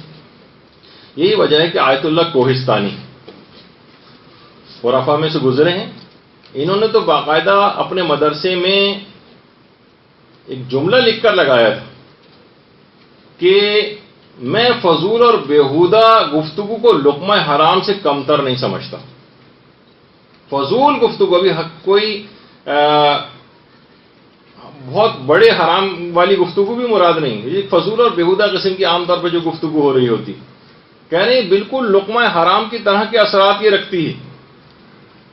بلکہ کسی جگہ میں پڑھ رہا تھا، دیکھیے ایک تو آیت اللہ بہجت کے حوالے سے بہت ساری باتیں ایسی مشہور ہیں کہ وہ کبھی پیش نہیں آئیں، ان کے نام سے منسوب کر دی گئی ہیں۔ خود ان کی اپنی زندگی میں آیت اللہ بہجت کے لیے بہت ساری ایسی باتیں کہی جاتی تھیں کہ جن سے ان کے گھر والے لا علم ہوتے تھے، خود آیت اللہ بہجت لا علم ہوتے تھے کہ یہ ہم نے سنا ہے کہ آپ نے ایسا کہا ہے، کہنا نہیں میں نے تو ایسا کچھ نہیں کہا، ہم نے ایسا سنا ہے کہ وہ آپ بے ہوش ہو گئے تھے اور فجر کے وقت، اور وہ آپ نے اس وقت کہا تھا کہ وہ عورت جو امام زمانہ کو شہید کرے گی وہ پیدا ہو چکی ہے۔ باقاعدہ علماء کہتے ہیں ہم نے خود جا کے آیت اللہ بہجت، اتنی بات مشہور ہوئی کہ علماء کو جا کے آیت اللہ بہجت سے پوچھنی پڑی. آیت اللہ بہجت خود پریشان ہوگا کہ یہ تم کبھی واقعہ پیش ہی نہیں آیا، میرے نام سے کیسے مشہور ہوا. تو بہرحال اس میں آتھینٹسٹی وغیرہ بھی دیکھی جائے گی، لیکن میں اس لحاظ سے آپ کو بتا رہا ہوں کہ صاحب تھے جن کے متعلق وہ بڑے قریبی تھے آیت اللہ بہجت کے، انہوں نے خود اپنی جو بہت سارے آیت اللہ بہجت کی نجی زندگی کے متعلق باتیں جو ہیں وہ لکھی ہیں. اس کے اندر یہ کہ انہوں نے کہا کہ آیت اللہ بہجت کی ایک بہت ہی عرفانیت کے ایک بہت پرانے ہمدرس، وہ خود بڑے عارف تھے، ان کی بہت عرصے بعد 25-30 سال بعد آیت اللہ بہجت سے ملاقات ہونی تھی. تو ان نے پورا انتظام کر رکھا تھا کہ باقاعدہ جب یہ ظاہر پرانے دوست ملیں گے تو کیسی کیسی باتیں دونوں آپس میں کریں گے. ہم نے کیمرے بھی لگا دیے وہاں پہ، آڈیو سسٹم بھی ریکارڈنگ کے لگا دیے کہ یہ دونوں بیٹھ کے باتیں کریں گے تو ان کی باتیں کتنی زبردست ہوں گی. ہم ریکارڈ کرتے ہیں. کہہ رہے ہیں دونوں آ کر ایک دوسرے سے گلے ملے اور بیٹھے، اور آدھا گھنٹہ گزر گیا، دونوں نے ایک لفظ بھی بات نہیں کی ایک دوسرے سے. آدھے گھنٹے تک بیٹھے رہے اور اس کے بعد اٹھ کر چلے گئے. انہوں نے کہا آغا کوئی بات چیت ہی نہیں ہوئی. آیت اللہ بہجت نے کہا کہ ساری باتیں ہو گئی. اب کس اعتبار سے انہوں نے کس طرح سے، یعنی اپنی زبان کو بھی ہلائے بغیر. یہ تو میں نے ایک ایسی مثال دی، عام طور پہ ہوتا ہے نا کہ ہمارے ہاں تو وہ والی مثال ہے کہ وہ کسی جگہ لطیفے میں پڑھ رہا تھا کہ خاتون خانہ بیوی شوہر کے پاس آ کے کہنے لگی ہماری شادی کی سالگرہ آ رہی ہے، ہمیں کیا کرنا چاہیے؟ تو انہوں نے کہا یہ کرنا چاہیے کہ اس عظیم سانحے کی یاد میں 10 منٹ کی خاموشی اختیار کرنی چاہیے. تو یہاں تو اس قسم کی خاموشی کی ہم لوگ جو بات کر رہے ہوتے ہیں، خاموشی سے مراد فضولیات اور بیہودہ گفتگو سے انسان اپنے آپ کو بچائے. تو عام باتوں کے اندر بھی اتنی بعض اوقات احتیاط ہم علماء میں دیکھتے ہیں کہ ایسا نہیں کہ بس آپس میں بیٹھے ہوئے ادھر ادھر کے قصے کہانیاں انہوں نے کر رکھے ہیں، اور جس طرح ہم آپس میں گفتگو کر رہے ہوتے ہیں تو اپنی زبان کو فضول باتوں بیہودہ باتوں سے بھی اپنے آپ کو بچاتے ہیں اور فضول گوئی سے بھی اپنے آپ کو بچاتے ہیں. تو دوسری چیز اس میں خاص طور پہ دیکھیے کہ زیادہ تر اپنی زبان کو استقبال کا بہترین استقبال شمار ہوگا رمضان کا، کہ اس دوران اگر آپ اپنی زبان کو فضول باتوں سے بالکل ایک طرف کر لیں اور سوائے اذکار کے، سوائے دعاؤں کے، سوائے ذکر الہی کے، سوائے تلاوت قرآن کے چوتھے امام کی سیرت پہ پوری عمل کرنے کی کوشش کریں تو بہترین استقبال رمضان کا آپ کا ہو. تیسری چیز یہ ہے، جو بھی آپ نے آیت اللہ بہجت کی بات سنی، اس کے بعد ایک اور علماء کہتے ہیں مال حرام سے پرہیز. مال حرام سے، اس میں خاص طور پر انسان یہ دیکھے تو روا یہ فرماتے ہیں کہ زہر تو انسان کے جسم کو ہلاک کرتا ہے لیکن مال حرام روح کو ہلاک کر دیتی. مال حرام انسان کی روح کو ہلاک کر دیتا ہے. یہ خود ایک بہت بڑی وجہ ہے کہ ہماری جو توبہ نہیں ہو پاتی ہے صحیح طریقے سے، اور ہم لوگ بڑے پریشان ہوتے ہیں کہ ہم ادھر توبہ کرتے ہیں ادھر ٹوٹ جاتی ہے. اس کی ایک بہت بڑی وجہ ہے کہ مختلف ذرائع سے حرام مال ہمارے جسموں میں پہنچا ہوا ہوتا ہے. کبھی مثلا خمس نہ نکلا ہوا مال ہم استعمال کر رہے ہوتے ہیں، کبھی کسی دوسرے کا حق استعمال کر رہے ہوتے ہیں، کبھی ملازمت اور کاروبار کے اندر کچھ ایسے حرام ہوتے ہیں کہ ہمارے اس میں غذا کے اندر اور مال کے اندر حرام چلا جاتا ہے. کئی ایسی اسکیموں کے اندر پیسہ لگایا ہوا ہے. بہت ساری اس طرح کے حقوق لوگوں کے ہیں. میراث کی غلطیاں ہیں، اسی مکان کے اندر رہ رہے ہیں، کسی کو اس کا حق نہیں دیا ہوا، میراث صحیح تقسیم نہیں کی ہوئی. بہت سارے ایسے مسئلے ہوتے ہیں جس کی وجہ سے ہم گناہوں کی طرف بڑے آرام سے کھنچ جاتے ہیں اور نیکیوں سے کٹے ہوئے رہتے ہیں. تو جبکہ آیت اللہ سید حسن علی نخودکی اصفہانی، یہ بھی امام خمینی کے عرفانیات کے، امام خمینی ان سے دستور العمل لینے کے لیے جاتے تھے. یہ خود فرماتے تھے کہ 2 چیزیں ایسی ہیں جو آپ کے تمام کاموں کو صحیح کر سکتی ہیں. 2 چیزیں، اور آپ کی ساری پریشانیاں بھی ٹھیک کر سکتی ہیں. وہ فرماتے تھے ایک تو غذائے حلال ہے، یعنی حلال غذا انسان اگر اس کا اہتمام کر لے، اور دوسرا نمازوں میں خشوع و خضوع اور نمازوں کی اصلاح کر لے. یہ 2 کام ایسے ہیں کہ اگر یہ کسی نے صرف ان 2 کاموں کو بھی کر لیا، اس کے تمام دنیاوی اور اخروی تمام کاموں کی اصلاح ہو جائے گی اور اس کی ساری پریشانیاں دور ہو جائیں گی صرف ان 2 چیزوں کی وجہ سے. اور انہی 2 چیزوں کے اندر ہم دیکھتے ہیں کہ کس طریقے سے ہماری نمازیں ہیں، وہ بھی آپ دیکھ لیجئے، نہ اس میں کوئی خشوع ہے، نہ خضوع ہے، نہ کوئی اصلاح والی بات ہے. ذرا سے آپ مستحبات لوگوں کو بتائیں تو کہتے ہیں نماز بہت لمبی ہونے لگتی ہے. اور آپ دیکھیں کس طریقے سے لوگ منٹوں اور سیکنڈز کے اندر نمازوں کو ختم کر کے، کیونکہ اس کی اہمیت ہی سے واقف نہیں ہے، تو نہ نمازوں کی اپنی اصلاح کی ہے، نہ اس میں کوئی خشوع و خضوع اور توجہ سے کام لیا ہے، اور نہ ہی اپنے آپ کو مال حرام سے بچایا. یہ ہماری بہت ساری وجوہات ہیں مشکلات اور پریشانیوں کی. وہ فرماتے یہ دو چیزیں اگر ٹھیک کر لیں آپ سارے کام ٹھیک ہو جائیں گے, ساری پریشانیاں دور ہو جائیں گی. غذائے حلال, اس کا اتنا وقت نہیں ہے, ہر دفعہ اس کا ایک سرسری سے ذکر آتا ہے, لیکن عمومی زندگی میں اس حرام اموال کی انسان کو خود دیکھنا چاہیے کہ میں کہاں اس کے اندر مبتلا ہو رہا ہوں. پھر استقبال رمضان کے سلسلے میں علماء فرماتے ہیں اگر آپ نے بہترین استقبال کرنا ہے وہ یہ ہے کہ لوگوں کے حقوق کی واپسی کیجیے. آپ لوگوں کے حق واپس کریں. انسان کتنی چیزیں اپنے پاس ایسی, آپ نے اپنی الماریاں کھنگالیں, اپنے پاس دیکھیں کس کی کون سی چیز آپ نے لی ہوئی ہے اس کو واپس کریں, کسی کی اموال آپ کے ذمہ ان کو واپس کریں, قرضے لیے ہوئے ان کو واپس کریں, کسی کی اجازت کے بغیر چیز آپ کے پاس ہے ٹٹولیں گی آپ تو بہت ساری چیزیں اس طرح کی ملیں گی. یہی وجہ ہے کہ آقا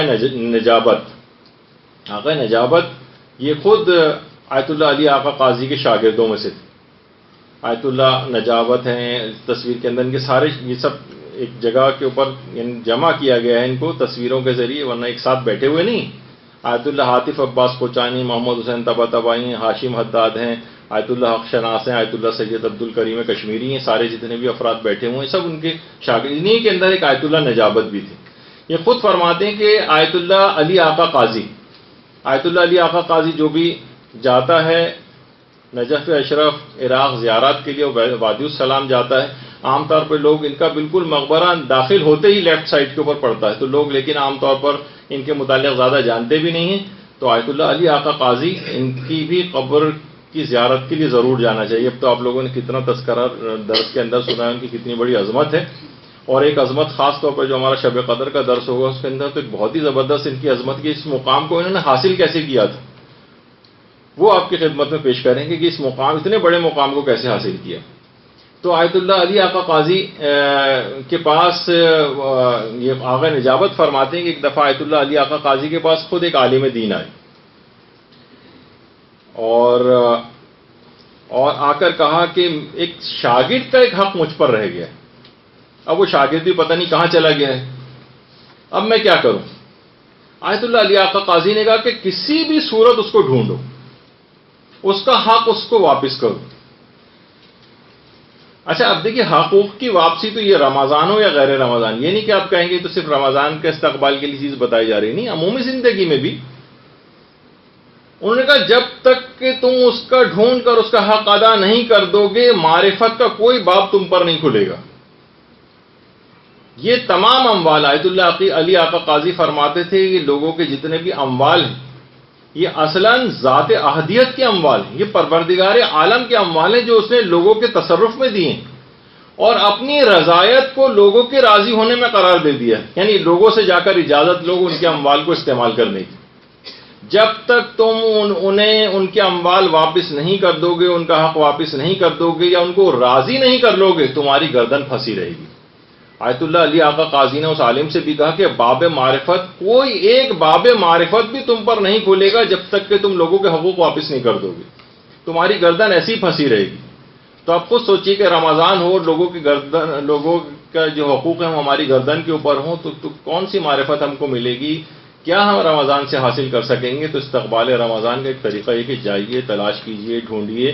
لوگوں کے اموال کی واپسی میں خمس کی ادائیگی بھی شامل ہے. اب تو عام لوگوں کو تھوڑی چھوڑیے, یا تو حق زہرا مثلا ہم ضبط کر کے بیٹھے ہوئے ہیں بالفرض, اور ان کے قرضے لوگ لے کر واپس نہیں کر رہے ہیں, دوسروں سے کوئی چیز لی اور واپس نہیں کر رہے ہیں کہ وہ بھول گیا, اچھی بات ہے. تو لوگوں کے حقوق کی واپسی یہ بہت ہی زیادہ ضروری ہے. یہ ہر صورت میں استقبال رمضان کے اعتبار سے بھی اور عام زندگی کے اعتبار سے بھی یہ ضرور ہونی چاہیے. اس کی اتنی زیادہ اہمیت ہے کہ ایک شخصیت ہے تاریخ کے اندر, اس کو سیف الاسلام کہا جاتا ہے, خالد بن ولید.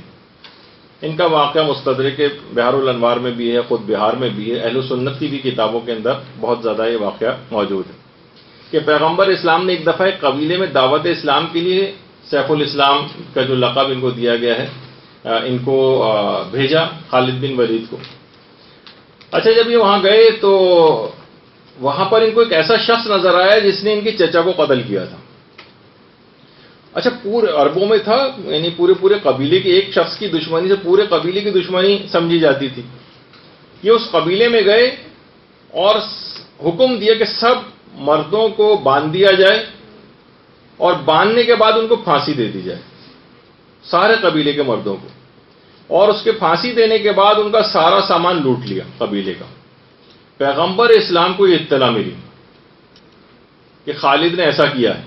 پیغمبر نے اپنے ہاتھوں کو بلند کیا اور کہا اللہم انی ابرأ الیک مما یصنع خالد، کہ پروردگار میں خالد کے اس عمل سے اظہار برات کرتا ہوں۔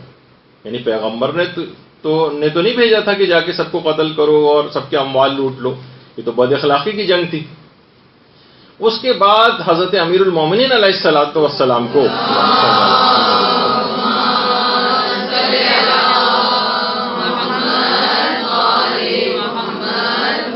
پیغمبر اسلام نے حضرت امیر کو بھیجا کہ تم جاؤ اور قبیلے والوں کو ہر ممکن طریقے سے راضی کرو۔ ایک ایک شخص کا امیر المومنین گئے اور ایک ایک شخص کا خون بہا ادا کیا، حتیٰ کہ اگر کسی شخص کا اس دوران کوئی پیالہ بھی ٹوٹا تھا تو اس تک کا ضمان اور اس کی کمپنسیشن حضرت امیر نے ادا کی۔ غمگین عورتوں اور بچوں کو اس حد تک نوازا، ان کی دیات سے بڑھ کر ان کو رقوم دی کہ تاکہ ان کے دل کا ملال زائل ہو جائے، سب کو راضی کیا اور پھر حضرت امیر واپس آئے۔ پیغمبر اسلام نے حضرت امیر المومنین کا شکریہ ادا کیا کہ اے علی خدا آپ سے راضی ہو کہ آپ نے لوگوں کو مجھ سے راضی کیا اور خالد کے اس فعل سے لوگوں کو دین سے دور ہونے سے بچا لیا۔ درود بھیجیے محمد۔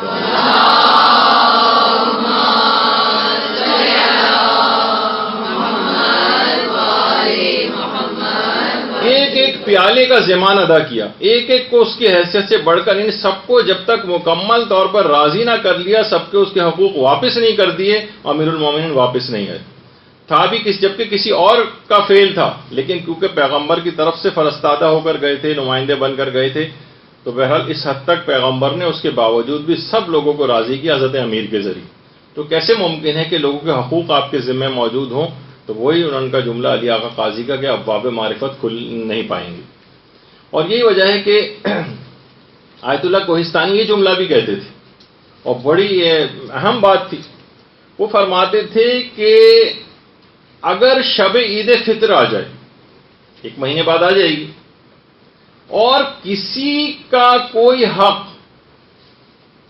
کوئی ظلم آپ کی گردن پر باقی نہ ہو، یعنی آپ نے سب لوگوں کے حقوق اتار دیے، تو آپ سمجھ جائیں کہ آپ لازمی طور پر بخشے گئے۔ آیت اللہ کوہستانی فرماتے تھے اگر شب عید فطر کسی کا کوئی حق باقی نہیں رہا، ہم دیکھتے ہیں کہ اسی رات کتنے لوگ ہیں جو 6 مہینے بعد تک فطرے لالا کے دیتے رہتے ہیں۔ غریب کا حق تھا، یا تو اس دن نماز عید پڑھنے سے پہلے یا بعد میں، یا جو نماز عید نہیں پڑھ رہا تو کم سے کم ظہر کی نماز سے پہلے اس کو فطرہ پہنچا دینا چاہیے تھا۔ یہ تو میں صرف فطرے کی مثال دی کیونکہ اس سے متعلق ہی ہے، ورنہ لوگوں کے جتنے بھی اس طرح کی چیزیں وہ ساری واپس کیجیے۔ تو فرماتے تھے کہ اگر ایک حق بھی آپ نے کسی کا چھوڑا نہیں اور سب ادا کر دی، تو آپ لازمی طور پر یقین جانیں کہ آپ بخشے گئے۔ یہ اتنی اہم چیز ہے، اس وجہ سے اس کا استقبال رمضان کے اعتبار سے ان تمام چیزوں کی ابھی سے کیلکولیشن کرنی ہے۔ بس ایک آدھ روز ہی رہ گیا آپ کے پاس، اس میں جا کر دیکھیے تو یہ بہترین رمضان پھر آپ کا شمار ہوگا۔ اچھا، اب دیکھیے ایک اور چیز کہ فقہ، یہ سب اخلاقیات کی چیزیں اور فقہی مسائل بھی اس کے اندر انوالو ہوتے ہیں۔ یہ سیکھنا سب اشخاص کی ذمہ داری، اور طالبات ہونے کے لحاظ سے آپ لوگوں کی اور زیادہ ذمہ داری۔ تو خاص طور پر فقہی مسائل تو پھر بھی آپ کو توضیح المسائل اور اس کے اندر مل جاتے ہیں، لیکن اخلاقیات کے اعتبار سے جس کتاب کو علماء ریکمینڈ کرتے ہیں وہ ملا احمد نراقی، ان کی کتاب ہے معراج السعادہ، عروج السعادہ کے نام سے، جس کا اردو ترجمہ بھی ہو چکا ہے۔ اگرچہ تھوڑا سا اس کے اردو ترجمے میں اردو ذرا ڈیفیکلٹ ہے، مشکل ہے، لیکن بہرحال اتنی اعلیٰ کتاب ہے کہ واقعی آپ پڑھ کر کسی اور فضا میں اپنے آپ کو محسوس کرتے ہیں۔ لیکن کتاب مل جاتی ہے، تھوڑی سی کوشش کر کے پڑھی جا سکتی ہے، ملا احمد نراقی کی عروج السعادہ کے نام سے۔ دیکھیے طالب علموں کو کہتے تھے خاص طور پر اس کتاب کو اخلاقیات کے لحاظ سے ضرور پڑھنا چاہیے۔ خود فرماتے تھے یہ جو ہمارے سر پہ عمامہ ہے، علماء کہتے ہیں اگرچہ دیکھا جائے تو یہ کپڑے سے زیادہ نہیں اس کی حیثیت، اور کوئی خاص وزن بھی نہیں ہوتا، مگر ذمہ داری کے اعتبار سے یہ تھوڑا سا عمامے کا کپڑا کوہ احد سے زیادہ سنگین اور بھاری ہے ہمارے لیے۔ تو دیکھیے اس میں فقط یہ نہیں ہوتا کہ آپ صرف علم اپنا بڑھاتے چلیے، مدرسے آ رہے ہیں، کچھ نہ کچھ باتیں کان میں پڑھ رہی ہیں، علم بڑھ رہا ہے، نہیں، اب علم کے ساتھ عمل بہت ضروری، ورنہ فرماتے ہیں کہ دیکھیے اگر عمل ہاتھ ہٹا دیں تو شیطان سے بڑھ کر کون عالم ہوگا، لیکن کیا ہے کہ اپنے علم کے اوپر عمل نہیں کرتا، نافرمانی ہے خدا کے ساتھ، اگر کتنا بھی علم حاصل ہو جائے وہ فائدہ مند نہیں۔ یہی وجہ ہے کہ جو کتاب روح مجرد جو ان کے آیت آقا ہاشم حداد کے حالات کے اوپر لکھی گئی ہے، اس کے اندر بھی ایک بات آیت اللہ علی آقا قاضی کے حوالے سے لکھی ہے کہ آیت اللہ علی آقا قاضی ایک چیز کی بہت ہی زیادہ تاکید طالب علموں کے لحاظ سے بھی کرتے تھے اور ایک عام شخص کے لیے بھی فرماتے تھے، کہتے تھے کہ ایک روایت ہے جس کا نام ہے روایت عنوان بصری، ایک روایت ہے، اس کو آپ جا کر نکالیے، دیکھیے، پڑھیے۔ فرماتے تھے کہ عنوان بصری کی روایت جو کہ امام سے مروی ہے، کہتے تھے کہ اسے ہر شخص کو اپنی جیب میں اور پرس میں رکھنا چاہیے اور ہفتے میں 1 یا 2 مرتبہ نکال کر اسے پڑھنا چاہیے۔ کہتے تھے کہ اتنی اہم ہے کہ اس کو کسی کتاب کے اندر نہ رکھیں، بلکہ اس کو 1.5 صفحے کی حدیث ہے، اس کو جو ہے اپنے پاس جیب کے اندر رکھنا چاہیے کہ نکال کے ایک ہفتے میں 1 یا 2 مرتبہ اس کو نکال کر ضرور پڑھیں۔ عنوان بصری کی پورے ایک روایت ہے کہ وہ امام مالک کے پاس بھی جاتے تھے اور امام کے پاس بھی آتے تھے، تو امام بہرحال اس لحاظ سے ان سے خوش نہیں تھے اور ناراض تھے، اور ملنے کے وقت دینے کے باوجود بھی امام نے وقت نہیں دیا، یہاں تک کہ بہت کوشش کے بعد عنوان بصری نے جو ہے وہ وقت لیا، اور اس کے بعد امام ان کے پاس اپنے گھر سے باہر نکلے، بلکہ اپنے گھر میں اندر ہی بلایا، اور اس کے بعد امام نے ان کو یہ ایک دستور العمل دیا، ایک لحاظ سے عنوان بصری کو ایک دستور العمل دیا۔ تو اس کو واقعتاً کسی بھی شخص کو اپنے حالات کو بہتر بنانا ہے، اپنے نفس کو بہتر بنانا ہے، تو اس کے مندرجات پہ آج بات کرنے کا وقت نہیں ہے، ورنہ واقعتاً پوری اگر آپ حدیث پڑھیں تو اتنا زبردست امام نے ان کو لائے عمل بتایا، اور اس کے بعد اپنی گفتگو کا سلسلہ کاٹا اور کہا کہ مجھے عبادت سے حائل مت کرو، مجھے عبادت خدا انجام دینی، کہ امام اس کے پاس سے چلے گئے۔ تو بہرحال ایک پوری حدیث ہے، تو انسان کو چاہیے کہ اپنے نفس کو کس طریقے سے وہ امام نے کیا طریقے دستور العمل کے طور پر بتائیں، کن چیزوں کو اختیار کرے، کن باتوں کا خیال کرے، تو اس روایت کو بھی خاص طور پہ کہیں سے آپ نکالیے۔ اتنا وقت نہیں ہے، ورنہ آپ کو اس کا فوٹو کاپی بھی کروا کر دے دی جاتی ہے، ورنہ کتابوں کے اندر بہرحال مل جاتی ہے، آپ دیکھیے گا اس کو۔ اس کے علاوہ ایک اور چیز ہے اصلاح نفس کے اعتبار سے، وہ آیت اللہ علی شاہ آبادی جو کہ امام خمینی کے بھی عرفانیت کے استاد تھے، یہ فرماتے تھے کہ سورہ حشر کی آخری آیت کے اوپر مداومت، آخری آیت کے اوپر مداومت، سورہ حشر کی نہیں، آخری آیت نہیں، جو یہ والی جو آیت ہے وَلِتَنظُرُ نَفْسٌ مَّا قَدَّمْتُ لِغَدٍ، کہ انسان یہ دیکھے کہ اس نے اپنے آگے کے لیے کیا چیز بھیجی، اس کا بار بار اس کی اگر کوئی شخص تلاوت کرتا رہے، تو کہتے تھے اس آیت کو جتنی زیادہ دفعہ اس کی تکرار کرے گا، اس کا نفس کی اتنی زیادہ اصلاح ہوتی چلی جائے گی۔ دیکھیے رمضان ہم استقبال کر رہے ہیں نا، اور اپنے نفس کی اصلاحی کے لیے کر رہے ہیں، تو کچھ چیزیں ایسی ہیں جو آپ کو اس دوران سیکھنی۔ تو فرماتے تھے کہ اس آیت کا حد بار بار استحضار کرنا، آپ اس کو زبانی طور پر یاد بھی کر لیں اور بار بار اس کو پڑھیں، اس کا ترجمہ دماغ میں رکھیں، کہ انسان کو یاد ہو کہ واقعی مجھے یہ دیکھنا ہے کہ آخرت میں میں نے اپنے کیا آگے منتقل کیا ہے، تو اس کو ہوگا کہ اچھا میں زیادہ سے زیادہ چیزیں عالم آخرت کے اپنے اس گھر کے اندر منتقل کروں جہاں مجھ کو ہمیشہ رہنا ہے، اس عالم آخرت کو انسان یاد رکھے۔ تو کہتے تھے ایک تو یہ ہے، اس کو بہت زیادہ، اور علماء ایک اور چیز اصلاح نفس کے لیے بڑی مجرب خیال کرتے ہیں اس کو، لیکن عام طور پر لوگ کیونکہ نماز فجر کو دیر سے اٹھتے ہیں، اور وہ جو بہت ہی مختصر سا ایک عمل ہے جس کو اذان فجر سے پہلے کیا جاتا ہے، وہ ہے حضرت زہرا سلام اللہ علیہا پر صلوات بھیجنا۔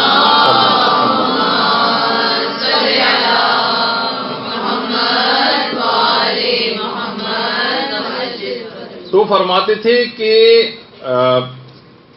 بہت ہی زیادہ مجرب ہے اصلاح نفس کے لیے کہ اذان فجر سے پہلے حضرت زہرا پہ جو صلوات بھیجے گا اس کا نفس انتہائی پاکیزہ ہو جائے گا، شخصیت بھی ایسی۔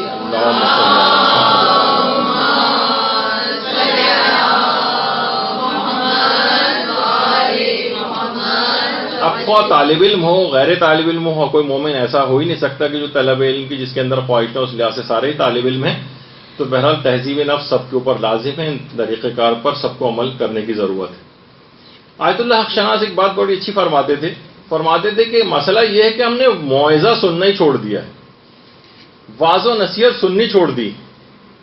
اب آپ دیکھیں کتنے کم اخلاقیات کے درس خود کراچی شہر کے اندر کتنے کم ہوتے ہیں، یعنی اور جو چھوٹے علاقے ہیں ان کو تو آپ اور سوچیے کہ مومنین وہاں کے کتنے پریشان ہیں عام طور پر، تو کتنی زیادہ ان جگہوں کے اوپر ضرورت ہے گھر گھر اور علاقوں کے اندر درسوں کو قائم کرنے کی اور علماء کو بلانے کی اور درس اخلاق ان سے کروانے کی۔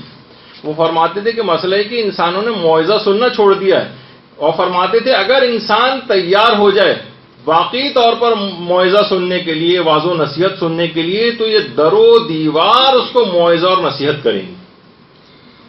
دیکھا جائے تو انسان اب بس ایک دفعہ سننے کو تیار تو ہو، پھر وہ دیکھے گا کہ واقعتاً در و دیوار جو ہے وہ نصیحت کرنے کو تیار ہیں، نصیحتیں اور عبرتیں اتنی بکھری ہوئی ہیں اس کے لیے۔ ہمارے ساتھ مسئلہ یہ ہے وہی جو آیت اللہ انصاری شیرازی فرماتے تھے کہ طالب علم کا جو سرمایہ ہے نا، وہ نہ تو مال و دولت ہے، نہ ریاست ہے، نہ شہرت ہے، اور نہ یہ تجملات ہیں کہ مثلا طالبہ ہونے کے لحاظ سے آپ جو ہیں وہ میک اپ میں اور زیورات میں اور کپڑے بنانے کی ہر وقت فکر میں رہیں۔ تجملات کہتے تھے طالب علم کا اس سے کوئی کام نہیں، نہ مال و دولت، نہ ریاست و شہرت، نہ تجملات۔ فرماتے تھے کہ اس کے لیے کیا چیزیں؟ علم، تقوی اور اہل علم کی مجالست،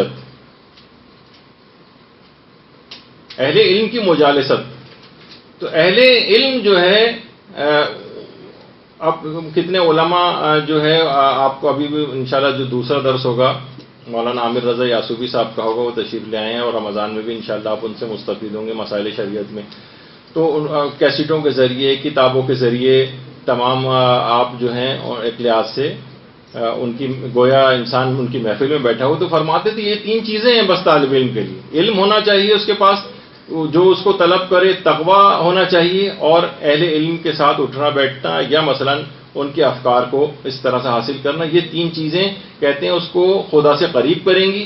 باقی کہتے تھے کہ دنیاوی جتنی چیزیں ہیں وہ ساری معکوس ہیں، یعنی وہ اس کو خدا سے دور کرتی ہیں۔ جتنا زیادہ تجملات میں، جتنا زیادہ شہرت پسندی میں، جتنا زیادہ مال و دولت کی طرف طالب علم جائے گا، یہ اتنا دور اس کو اللہ سے لے جائیں گی جو قابل جبران بھی نہیں، وہ کمپنسیٹ بھی نہیں ہو سکتا۔ طالب علم اگر اس چکر میں پڑ گیا تو اس کو کمپنسیٹ کرنے کی کوئی چیز نہیں ہے کہ جو کہ اس کمی کو دور کر سکے جو اس طالب علم کے اندر آ جائے گی، جو ان تجملات کے اندر پڑ گیا، جو مال و دولت کے چکر میں پڑ گیا، جو ریاست و شہرت کے چکر میں پڑ گیا، اتنا دور اللہ سے اس کو لے جائیں گے۔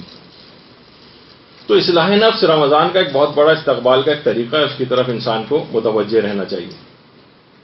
اور دیکھیے تبلیغ عملی، عمل کے ذریعے تبلیغ کرنا، طالب علم یا کوئی بھی مومن جب تک اپنے عمل سے تبلیغ، ہم لوگ ہمارے ساتھ مسئلہ کیسے زبان سے تبلیغ کرتے ہیں، اس کا تقاضا دیکھیے عمل سے تبلیغ کرنے کا رسول اللہ تک سے کیا گیا ہے۔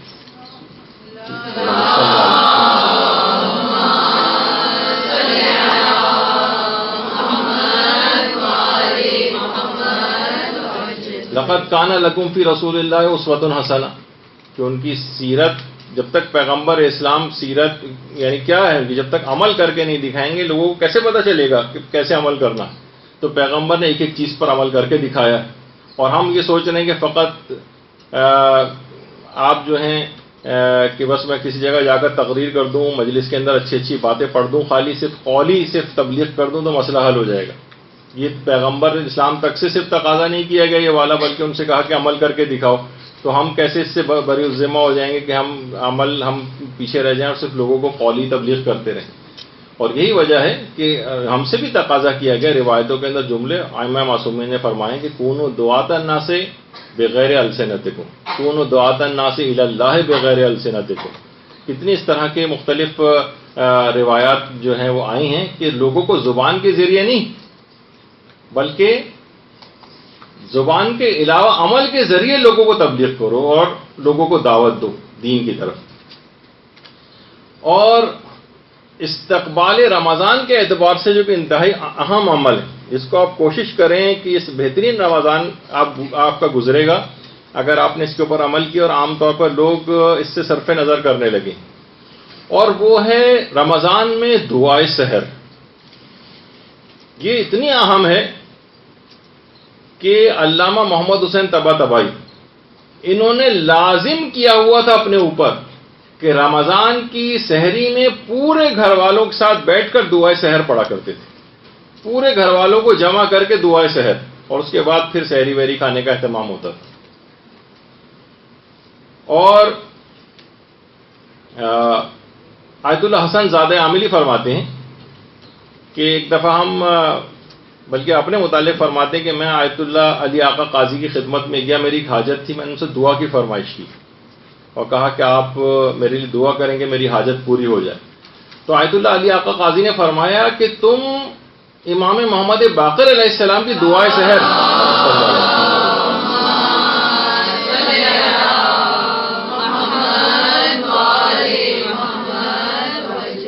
فرماتے تھے کہ تم پانچویں امام کی دعائے سحر کیوں نہیں پڑھتے ہو؟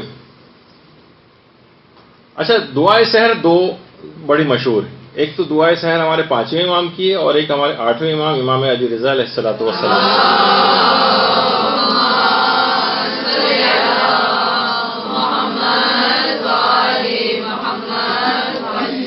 اور آیت اللہ علی آقا قاضی فرماتے تھے کہ اس دعائے سحر میں تمام اللہ کا جلال، تمام اس کا جمال، اس کی رحمت اور اس کا علم اور اس کا شرف سب اس دعا کے اندر موجود ہے.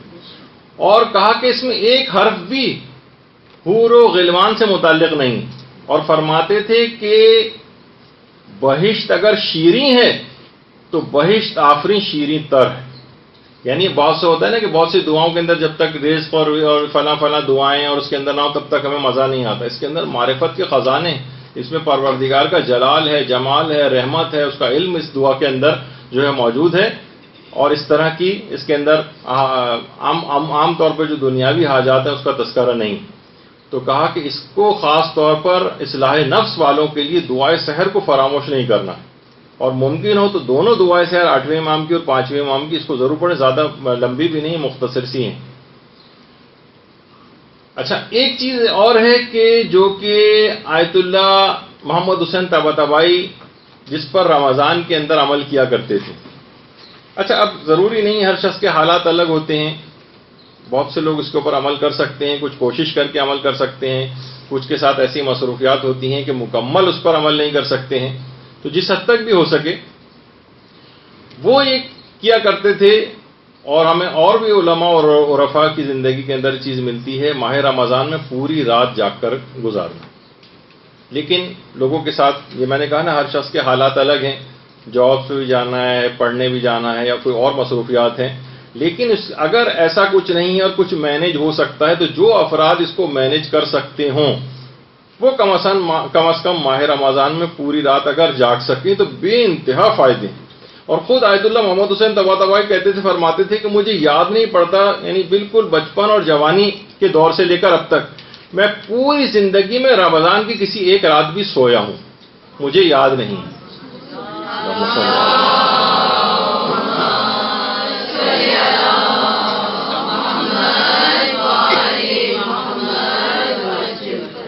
تو اب خواہ آپ پوری رات جاگیں یا نہ جاگیں، دو کام اگر آپ کر لیں تو بہترین رمضان کی جو ہے آپ کی راتیں گزریں گی. اور استقبال حقیقتاً گویا آپ نے رمضان کا صحیح طور پر کیا. وہ یہ ہے کہ روزانہ ایک تو نماز شب کو فراموش نہ کریں، اور نماز شب سے مراد 11 رکعت ہی پڑھیں. 11 رکعت، ایک تو ایک مختصر 3-1 والی، وہ بھی اپنی جگہ پہ ہے، چلیں جب کبھی ایسا موقع ہو جائے. لیکن رمضان میں کوئی ایکسکیوز نہیں بنتا ہے کہ آپ 11 رکعت کی نماز شب کو فراموش کریں. اور دوسری ہے نماز جعفر طیار. یہ کم سے کم ہفتے میں ایک دن تو ضرور رمضان میں پڑھیں. روز پڑھیں تو کیا ہی کہنا، گویا ایک خزانہ اس کے پاس آ جائے گا علم و معرفت اور عمل کے اعتبار سے، اور نامہ اعمال جو اس کا بھاری ہوگا. یہ دو چیزیں، ایک تو نماز شب اور ایک نماز جعفر طیار اس کی راتوں ملتا ہے. باقاعدہ علماء کہتے ہیں شیاطین نے باقاعدہ ایک شیطان مقرر کیا ہے جو فقط اور فقط آپ کو نماز شب سے ہٹانے کے لیے مقرر ہے. آپ کو دماغ میں نماز شب کا آنے نہیں دے گا، وسوسے ڈالے گا. آپ کی کوشش کریں گے آپ پڑھیں، آپ کو پڑھنے نہیں دے گا. پڑھنے شروع بھی کریں گی، وہ آپ کو کہے گا کہ نہیں 1 رکعت ہی پڑھ لو، بس 3 رکعت ہی پڑھ لو، جائز تو ہے. بہت سارے اس طرح کے وسوسے ڈالے گا. اور آپ کو کہ شیاطین نے پورا فل ٹائم ایک شیطان اس پر مقرر کیا ہوا کہ جو نماز شب نہ پڑھنے کی. تو یہ اچھا علماء فرماتے ہیں نماز شب کے لیے جو وسوسہ پیدا کرتا ہے یہ شیطان، اور یہ بہت طاقتور شیطان ہے، اور اس کا وسوسہ بھی بہت طاقتور ہوتا ہے کہ اکثر افراد اس سے مغلوب ہو جاتے ہیں سوائے مخلص لوگوں کے، یعنی جن کے اوپر اس کا اثر نہیں چلتا وہ ایک الگ ہے. لیکن اس کے علاوہ یہ بہت اسٹرانگ وسوسہ ڈالتا ہے کہ لوگ نماز شب پڑھنے سے رہ جائیں. یہی وجہ ہے کہ آیت اللہ کوہستانی فرماتے تھے کہ جو طالب علم بھی نماز شب کا پابند نہ ہو اور ہفتے میں کم سے کم ایک دفعہ نماز جعفر طیار نہ پڑھتا ہو، میں اس کو ایک مکمل طالب علم تسلیم نہیں کرتا. یہ بات یاد رکھ لیں کہ خاص طور پر اگر محسوس کرتا ہے کوئی شخص میں کہ دینی طالب علم ہوں، وہ فرماتے ہیں اگر کوئی طالب علم نماز شب کا پابند نہیں ہے اور ہفتے میں کم سے کم ایک دن نماز جعفر طیار نہیں پڑھتا ہے تو وہ مکمل طالب علم نہیں، اس کے اندر کمی آ گئی. یہ کبھی اس طور پہ بڑے مقامات کو علم کے حاصل نہیں کر سکتا اگر ان دو چیزوں کے اوپر وہ کاربند نہیں. تو یہ بھی ایک پیغام اس کے اندر یہ ہے کہ جتنے بھی انسان کوشش کرے کہ جتنا بھی انسان مستحبات کی پابندی کرے، مکروہات سے بچنے کی پابندی کرے، تو گویا یہ مستحبات پر عمل اور مکروہات سے بچنا، واجب و حرام کی بات تو ایک طرف رہی، ہم مستحبات اور مکروہات کی بات کریں اس کی پابندی، تو گویا انسان ریڈ لائن کراس کرنے سے بچ جاتا ہے. یعنی جو مستحبات کا پابند ہو بہت کم امکان ہوگا کہ اس سے کوئی واجب چھوٹ جائے، اور جو مکروہات سے بچنے کا اہتمام کرتا ہو بہت مشکل ہے کہ کسی حرام کی طرف جائے، اور جو صرف واجبات پر عمل کر رہا ہو اور کہ بس واجب ہو جائے، واجب تو نہیں، اس سے زیادہ تو نہیں ہے نا، حرام کی حد تک تو نہیں پہنچانا، بس وہ یہ چیز پوچھ رہے ہوتے ہیں، وہ گویا بالکل کھائی کے کنارے چل رہے ہوتے ہیں، ادھر پاؤں پھسلا اور وہ ادھر نیچے گئے. تو مستحبات اور مکروہات کی پابندی سے انسان اس ریڈ لائن سے بہت دور چلا جاتا ہے اور امکان نہیں ہوتا کہ یہ کسی حرام کے اندر مبتلا ہوگا. تو اسی مستحبات میں عمل کے اعتبار سے تعقیبات نماز کی پابندی آپ کریں. اس میں ہمارے پچھلے دنوں پورے گفتگو ہو چکی ہے، بہترین نماز کیسے پڑھیں گے ضمن کے اندر، اس کے جو چیزیں وہ بھی رمضان کے اندر ضرور پڑھیں. علماء ایک بڑی اچھی بات فرماتے ہیں کہ جو شخص بھی تعقیبات نماز کا پابند ہے اسے پھر سحر اور جادو سے نمٹنے کے لیے کسی اور دعا کو پڑھنے کی کوئی ضرورت ہی نہیں. یعنی اگر کوئی شخص تعقیبات نماز کو پابندی سے انجام دیتا ہو تو سحر اور جادو سے بچنے کے لیے الگ سے کسی عمل اور دعا کو کرنے کی کوئی ضرورت نہیں ہے، خود اس کو بچا کے لے جائے گی. یہ بڑی اہم چیز ہے. تو اب ہم دیکھتے ہیں کہ بہرحال لوگ تعقیبات نماز کے پابند اتنے نظر نہیں آ رہے. کچھ بوڑھے افراد، ریٹائرڈ افراد وہ پھر بھی بیٹھے ہوتے ہیں، اور نوجوانوں کو ہم دیکھتے ہیں کہ وہ تو بالکل پابند نہیں ہیں، اور گویا نمازوں میں انہوں نے ٹربو بوسٹ لگایا ہوا ہوتا ہے، مشکل سے ایک آدھ منٹ کے اندر نماز پڑھی اور یہ جا وہ جا ایک بالکل ہوا کی تیزی کے ساتھ جو ہے وہ نمازوں کو ختم کرتے ہیں، اور تعقیبات نماز تو پڑھنے کا اہتمام ہی نہیں. اور ایک اور چیز اس کے اندر یہ ہے کہ خاص طور پر آپ کو اول نماز کی پابندی، اول وقت نماز کی پابندی، اس کا بڑا اہتمام کرنا ہے. اگر نمازوں کو رمضان میں اس کی عادت آپ نے ڈال لی اول وقت نماز کی پابندی کی تو بہت ہی بہتر، اور گویا آپ نے بالکل صحیح استقبال کیا. کیونکہ علماء دیکھیے فرماتے ہیں کہ اور کوئی زیادہ اتنا وقت بھی نہیں لگتا، کوئی بھی اہم ترین کام کر رہے ہو آپ صرف 10 منٹ کے لیے نماز کا بیچ میں سے وقت نکالیں، کوئی ایسی دنیا جو ہے وہ نقصان آپ کا نہیں ہو جائے گا، کوئی بہت دنیا اوپر نقصان ہو گیا آپ کا. کیونکہ ہم دیکھتے ہیں علماء فرماتے ہیں کہ عاشورے کے روز کتنا زیادہ امام نے اول وقت نماز کا بھی اہتمام کیا تھا. علماء فرماتے ہیں کہ دیکھیے زیادہ تر شہادتیں زوال آفتاب کے بعد یعنی نماز ظہر کا وقت آنے کے بعد ہوئی. ظہر سے پہلے حضرت علی اکبر علیہ السلام بھی زندہ تھے، حضرت قاسم بھی زندہ تھے، حضرت عباس علمدار علیہ الصلوۃ والسلام بھی زندہ تھے.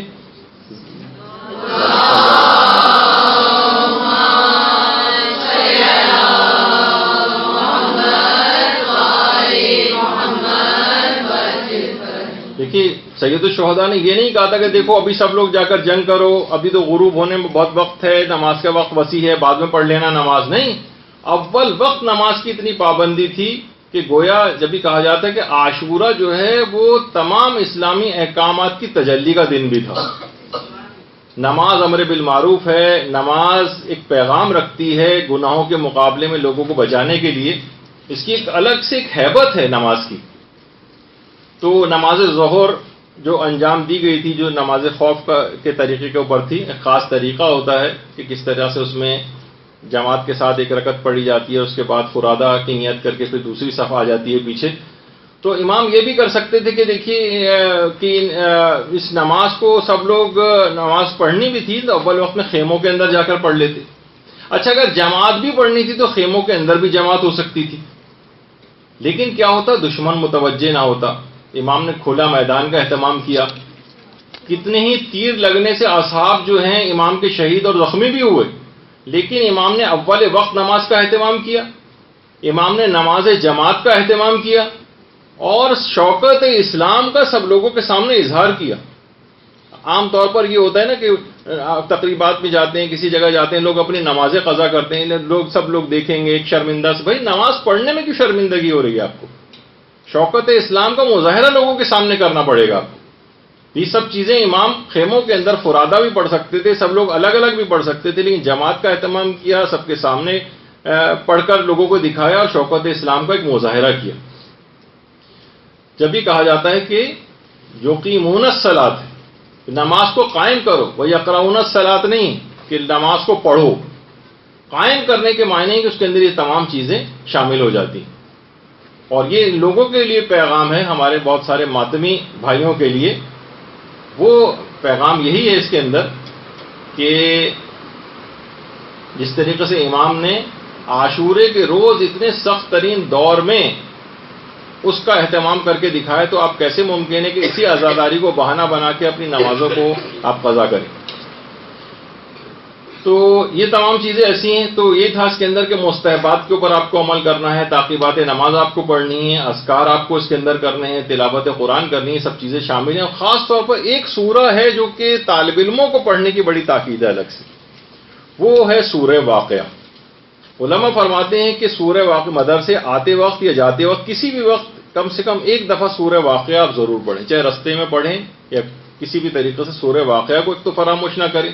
بلکہ علماء تاکید کرتے ہیں کہ طالب علموں کو سورہ واقعہ حفظ ہونی چاہیے، حفظ ہونی چاہیے. اور مشکل سے مہینے ڈیڑھ مہینے کے اندر آپ کو سورہ واقعہ زبانی یاد ہو سکتی ہے اگر آپ ذرا پابندی کریں اس. دیکھیے ابھی جو ذکر ہو رہا تھا کہ عاشورہ کے عبادی پہلو کتنے زیادہ ہیں، امام نے کر کے بتایا. جو سب رمضان کے اندر آپ عبادت انجام دیتی ہیں، خود عبادت یہ تمام عاشورے کے روز امام نے کر کے بتائیں.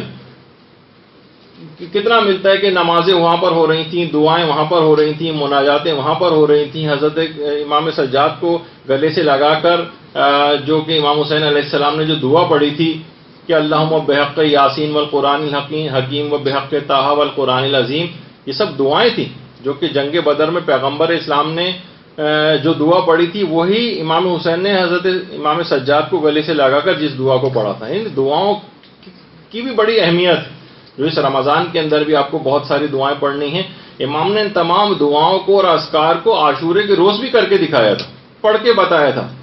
اور جب بھی کوئی میدان میں جاتا تھا جنگ کے لیے تو امام اس وقت قرآن کی ایک آیت کی تلاوت کرتے تھے، ان اللہ اصطفیٰ آدم و نوحا وآل ابراہیم وآل عمران علی العالمین.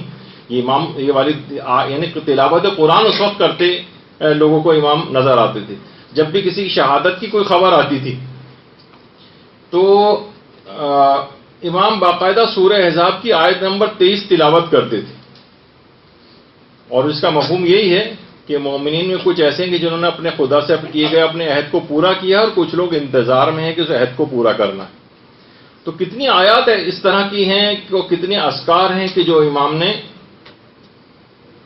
ان کو اس کی اہمیت اتنی زیادہ ہے ان دعاؤں اور اذکار کی. جب بھی آپ نے دیکھا کہ کتنا زیادہ ان کی تاکید آئی ہے ان دعاؤں کی اور اذکار کی، کہ یہی وجہ ہے کہ ابھی جن کا آیت اللہ کوہستانی کا تذکرہ ہو رہا تھا اس سے پہلے، وہ فرماتے تھے کہ انسان اصلاً دولہا اس وقت بنتا ہے جب وہ سدر اور کافور سے نہلا کر سفید لباس اس کو پہنایا جاتا ہے، اور جب وہ لوگوں کے کاندھوں پر سوار ہو کر لوگ اس دولہا کی ڈولی اٹھا کر لے کے جا رہے ہوتے ہیں، اور اس وقت اشہد ان لا الہ الا اللہ کی آوازیں گونج رہی ہوتی ہیں. آیت اللہ کوہستانی فرماتے تھے اگر مجھے اجازت دی جاتی تو میں تابوت سے سر نکال کر لوگوں سے کہتا کہ اے لوگوں لا الہ الا اللہ کے ذکر کی اہمیت کو پہچانو. اس کی قدر و قیمت پہچانو، لیکن افسوس کہ مجھے اس وقت اس بات کی اجازت نہیں ہوگی کہ میں ہاتھ باہر نکال کر یہ جملے تم سے کہہ سکوں، تو آج ہی تم سے یہ بات کہہ رہا ہوں۔ یہ جو جتنے بھی اذکار، جب یہ تاکید کی کتنی زیادہ بتائی گئی ہے، روزانہ کی آپ کی تعقیبات کے اندر ہر وقت آپ کی زبان کے اوپر، رمضان کے استقبال کے لحاظ سے بھی کہ ہر وقت آپ کی زبان کے اوپر یہ ذکر اور اذکار رہنے چاہیے۔ اور یہ بھی فرماتے تھے کہ آخرت میں لوگ باقاعدہ قیامت کے روز حسرت کر رہے ہوں گے کہ کاش ہم اس دنیا میں جا کر صرف ایک مرتبہ لا الہ الا اللہ کہتے ہیں اور پھر دوبارہ مر جائیں۔ یہ حسرت کریں گے لوگ باقاعدہ۔ تو ان اذکار کی اتنی زیادہ اہمیت ہے کہ اس دوران رمضان کی پورے اس کے اندر کوشش کریں کہ آپ کا مستقل زبان کے اوپر یہ ذکر اور اذکار رہیں۔ تو اور عام زندگی میں بھی اس کا عادی ہونا پڑے گا۔ آیت اللہ کوہستانی کے متعلق ایک بات اور یہ بات کہتے تھے، اور حضرت شاہ عبد العظیم کے روضے کے اندر آیت اللہ کوہستانی کی قبر ہے۔ یہ فرماتے تھے کہ آج تک میں جتنے بھی معصومین کی قبور پر گیا ہوں، میں نے جو سب سے پہلا سوال اور حاجت وہاں جا کر پیش کی ہے وہ یہ پیش کی ہے کہ حالت احتضار میں، یا امام حالت احتضار میں اور وقت مرگ میری مدد فرمائیے گا۔ یہ سب سے پہلی دعا میری یہ ہوتی تھی، سب سے مشکل ترین مرحلہ ہے، اور یہ مشکل مرحلہ کیسے طے ہوگا؟ وقت مرگ اگر ذکر الہی آپ کی زبان پر رہا۔ ابھی آپ نے سنا تھا نا کہ رسول امام حضرت زہرا کا نام بھول جائے گا بہت سی، تو اطاعت کے موقع پر کیونکہ انہوں نے اللہ کو بھلا دیا تھا، اس کا لازمی نتیجہ یہ بن رہا تھا کہ اب یہ وقت مرگ ان افراد کے نام اس کو بھلا دیے جائیں، اور وہی اس وقت ہمارا سہارا بنیں گے۔ تو یہ ذکر اور اذکار یہ مسلسل اگر آپ کی زبان پر جاری اس دنیا میں رہے تو لازمی طور پر وقت مرگ بھی یہی اذکار آپ کی زبان پر جاری ہوں گے۔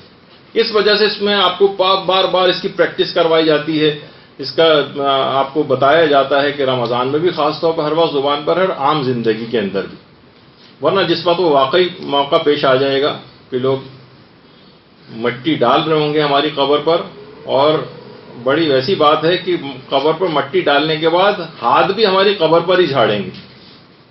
اس سے آپ اندازہ لگائیں، جس طرح وہ ہوتا ہے نا کبھی آپ بقرعید میں قصائی وغیرہ ذبح کرنے کے بعد وہ چھری سے ہی جو ہے اس کی کھال پہ رکھ کر ہی اس کا خون صاف کر رہا ہوتا ہے، تو اس طرح کی کیفیت اس وقت واقعی ہماری بیچارگی کا عالم جو ہے اس وقت سمجھ میں آئے گا۔ تو اپنی اس حقیقت کو سمجھنا ہوگا، اور ابھی آپ نے جیسے کہ ابھی آپ سے بات ہو رہی تھی کہ راتوں کو اس کے اندر جاگنا ہے، اور اس میں کوشش کریں کہ ٹی وی ڈرامے وغیرہ اس سے اپنے آپ کو بچائیں۔ اچھا، اب باتیں اس کے اندر اور بھی بہت ساری بھی باقی رہ گئیں، لیکن کیونکہ دوسرا بھی ایک لیکچر ہے اور وہ بھی مولانا محترم تشریف لے آئے ہوں گے، میرے اعتبار سے تقریباً آج میں کافی سلو گیا، اور تقریباً آدھی باتیں جو بیان کرنا تھی وہ پھر رہ گئیں، لیکن انشاءاللہ اب امکان نہیں ہے کہ اس میں مزید گفتگو آگے بڑھے۔ انشاءاللہ جو آئندہ جو 3 کلاسز آپ کی اب ہوں گی، آج کی جو دوسری مسائل فقہ کی کلاس ہے، اس کے بعد 2 کلاسز رمضان کی، اور اس کے بعد تو پھر شب قدر کے سلسلے میں درس ہوگا۔ تو اس دوران آپ خاص طور پر آج مجھے بہت سارے مسائل فقہ بھی بیان کرنا تھے جو پچھلی دفعہ مستحب روزوں کے رہ گئے تھے، لیکن مولانا محترم انشاءاللہ وہ اور بہتر طریقے سے آپ کی خدمت میں پیش کر دیں گے۔ تو اس کے رمضان کے استقبال کا ایک سب سے اہم دیکھا جائے تو وہ یہ ہے کہ آپ ان تمام ایک ریویو کریں تمام مسائل فقہ کا، تاکہ کوئی ایسی غلطی نہ ہو جائے جس سے روزہ باطل ہوتا ہو یا اس کا ثواب کم ہو جائے۔ تو اس لحاظ سے خود استقبال رمضان کا لازمہ یہ ہے کہ آپ مسائل فقہ کو اچھی طریقے سے حاصل کریں، جس کے لیے اب اگلی کلاس ہی ہو رہی۔ تو صلی اللہ علی محمد وآلہ الطیبین برحمتک یا ارحم الراحمین وصلی اللہ علی محمد وآلہ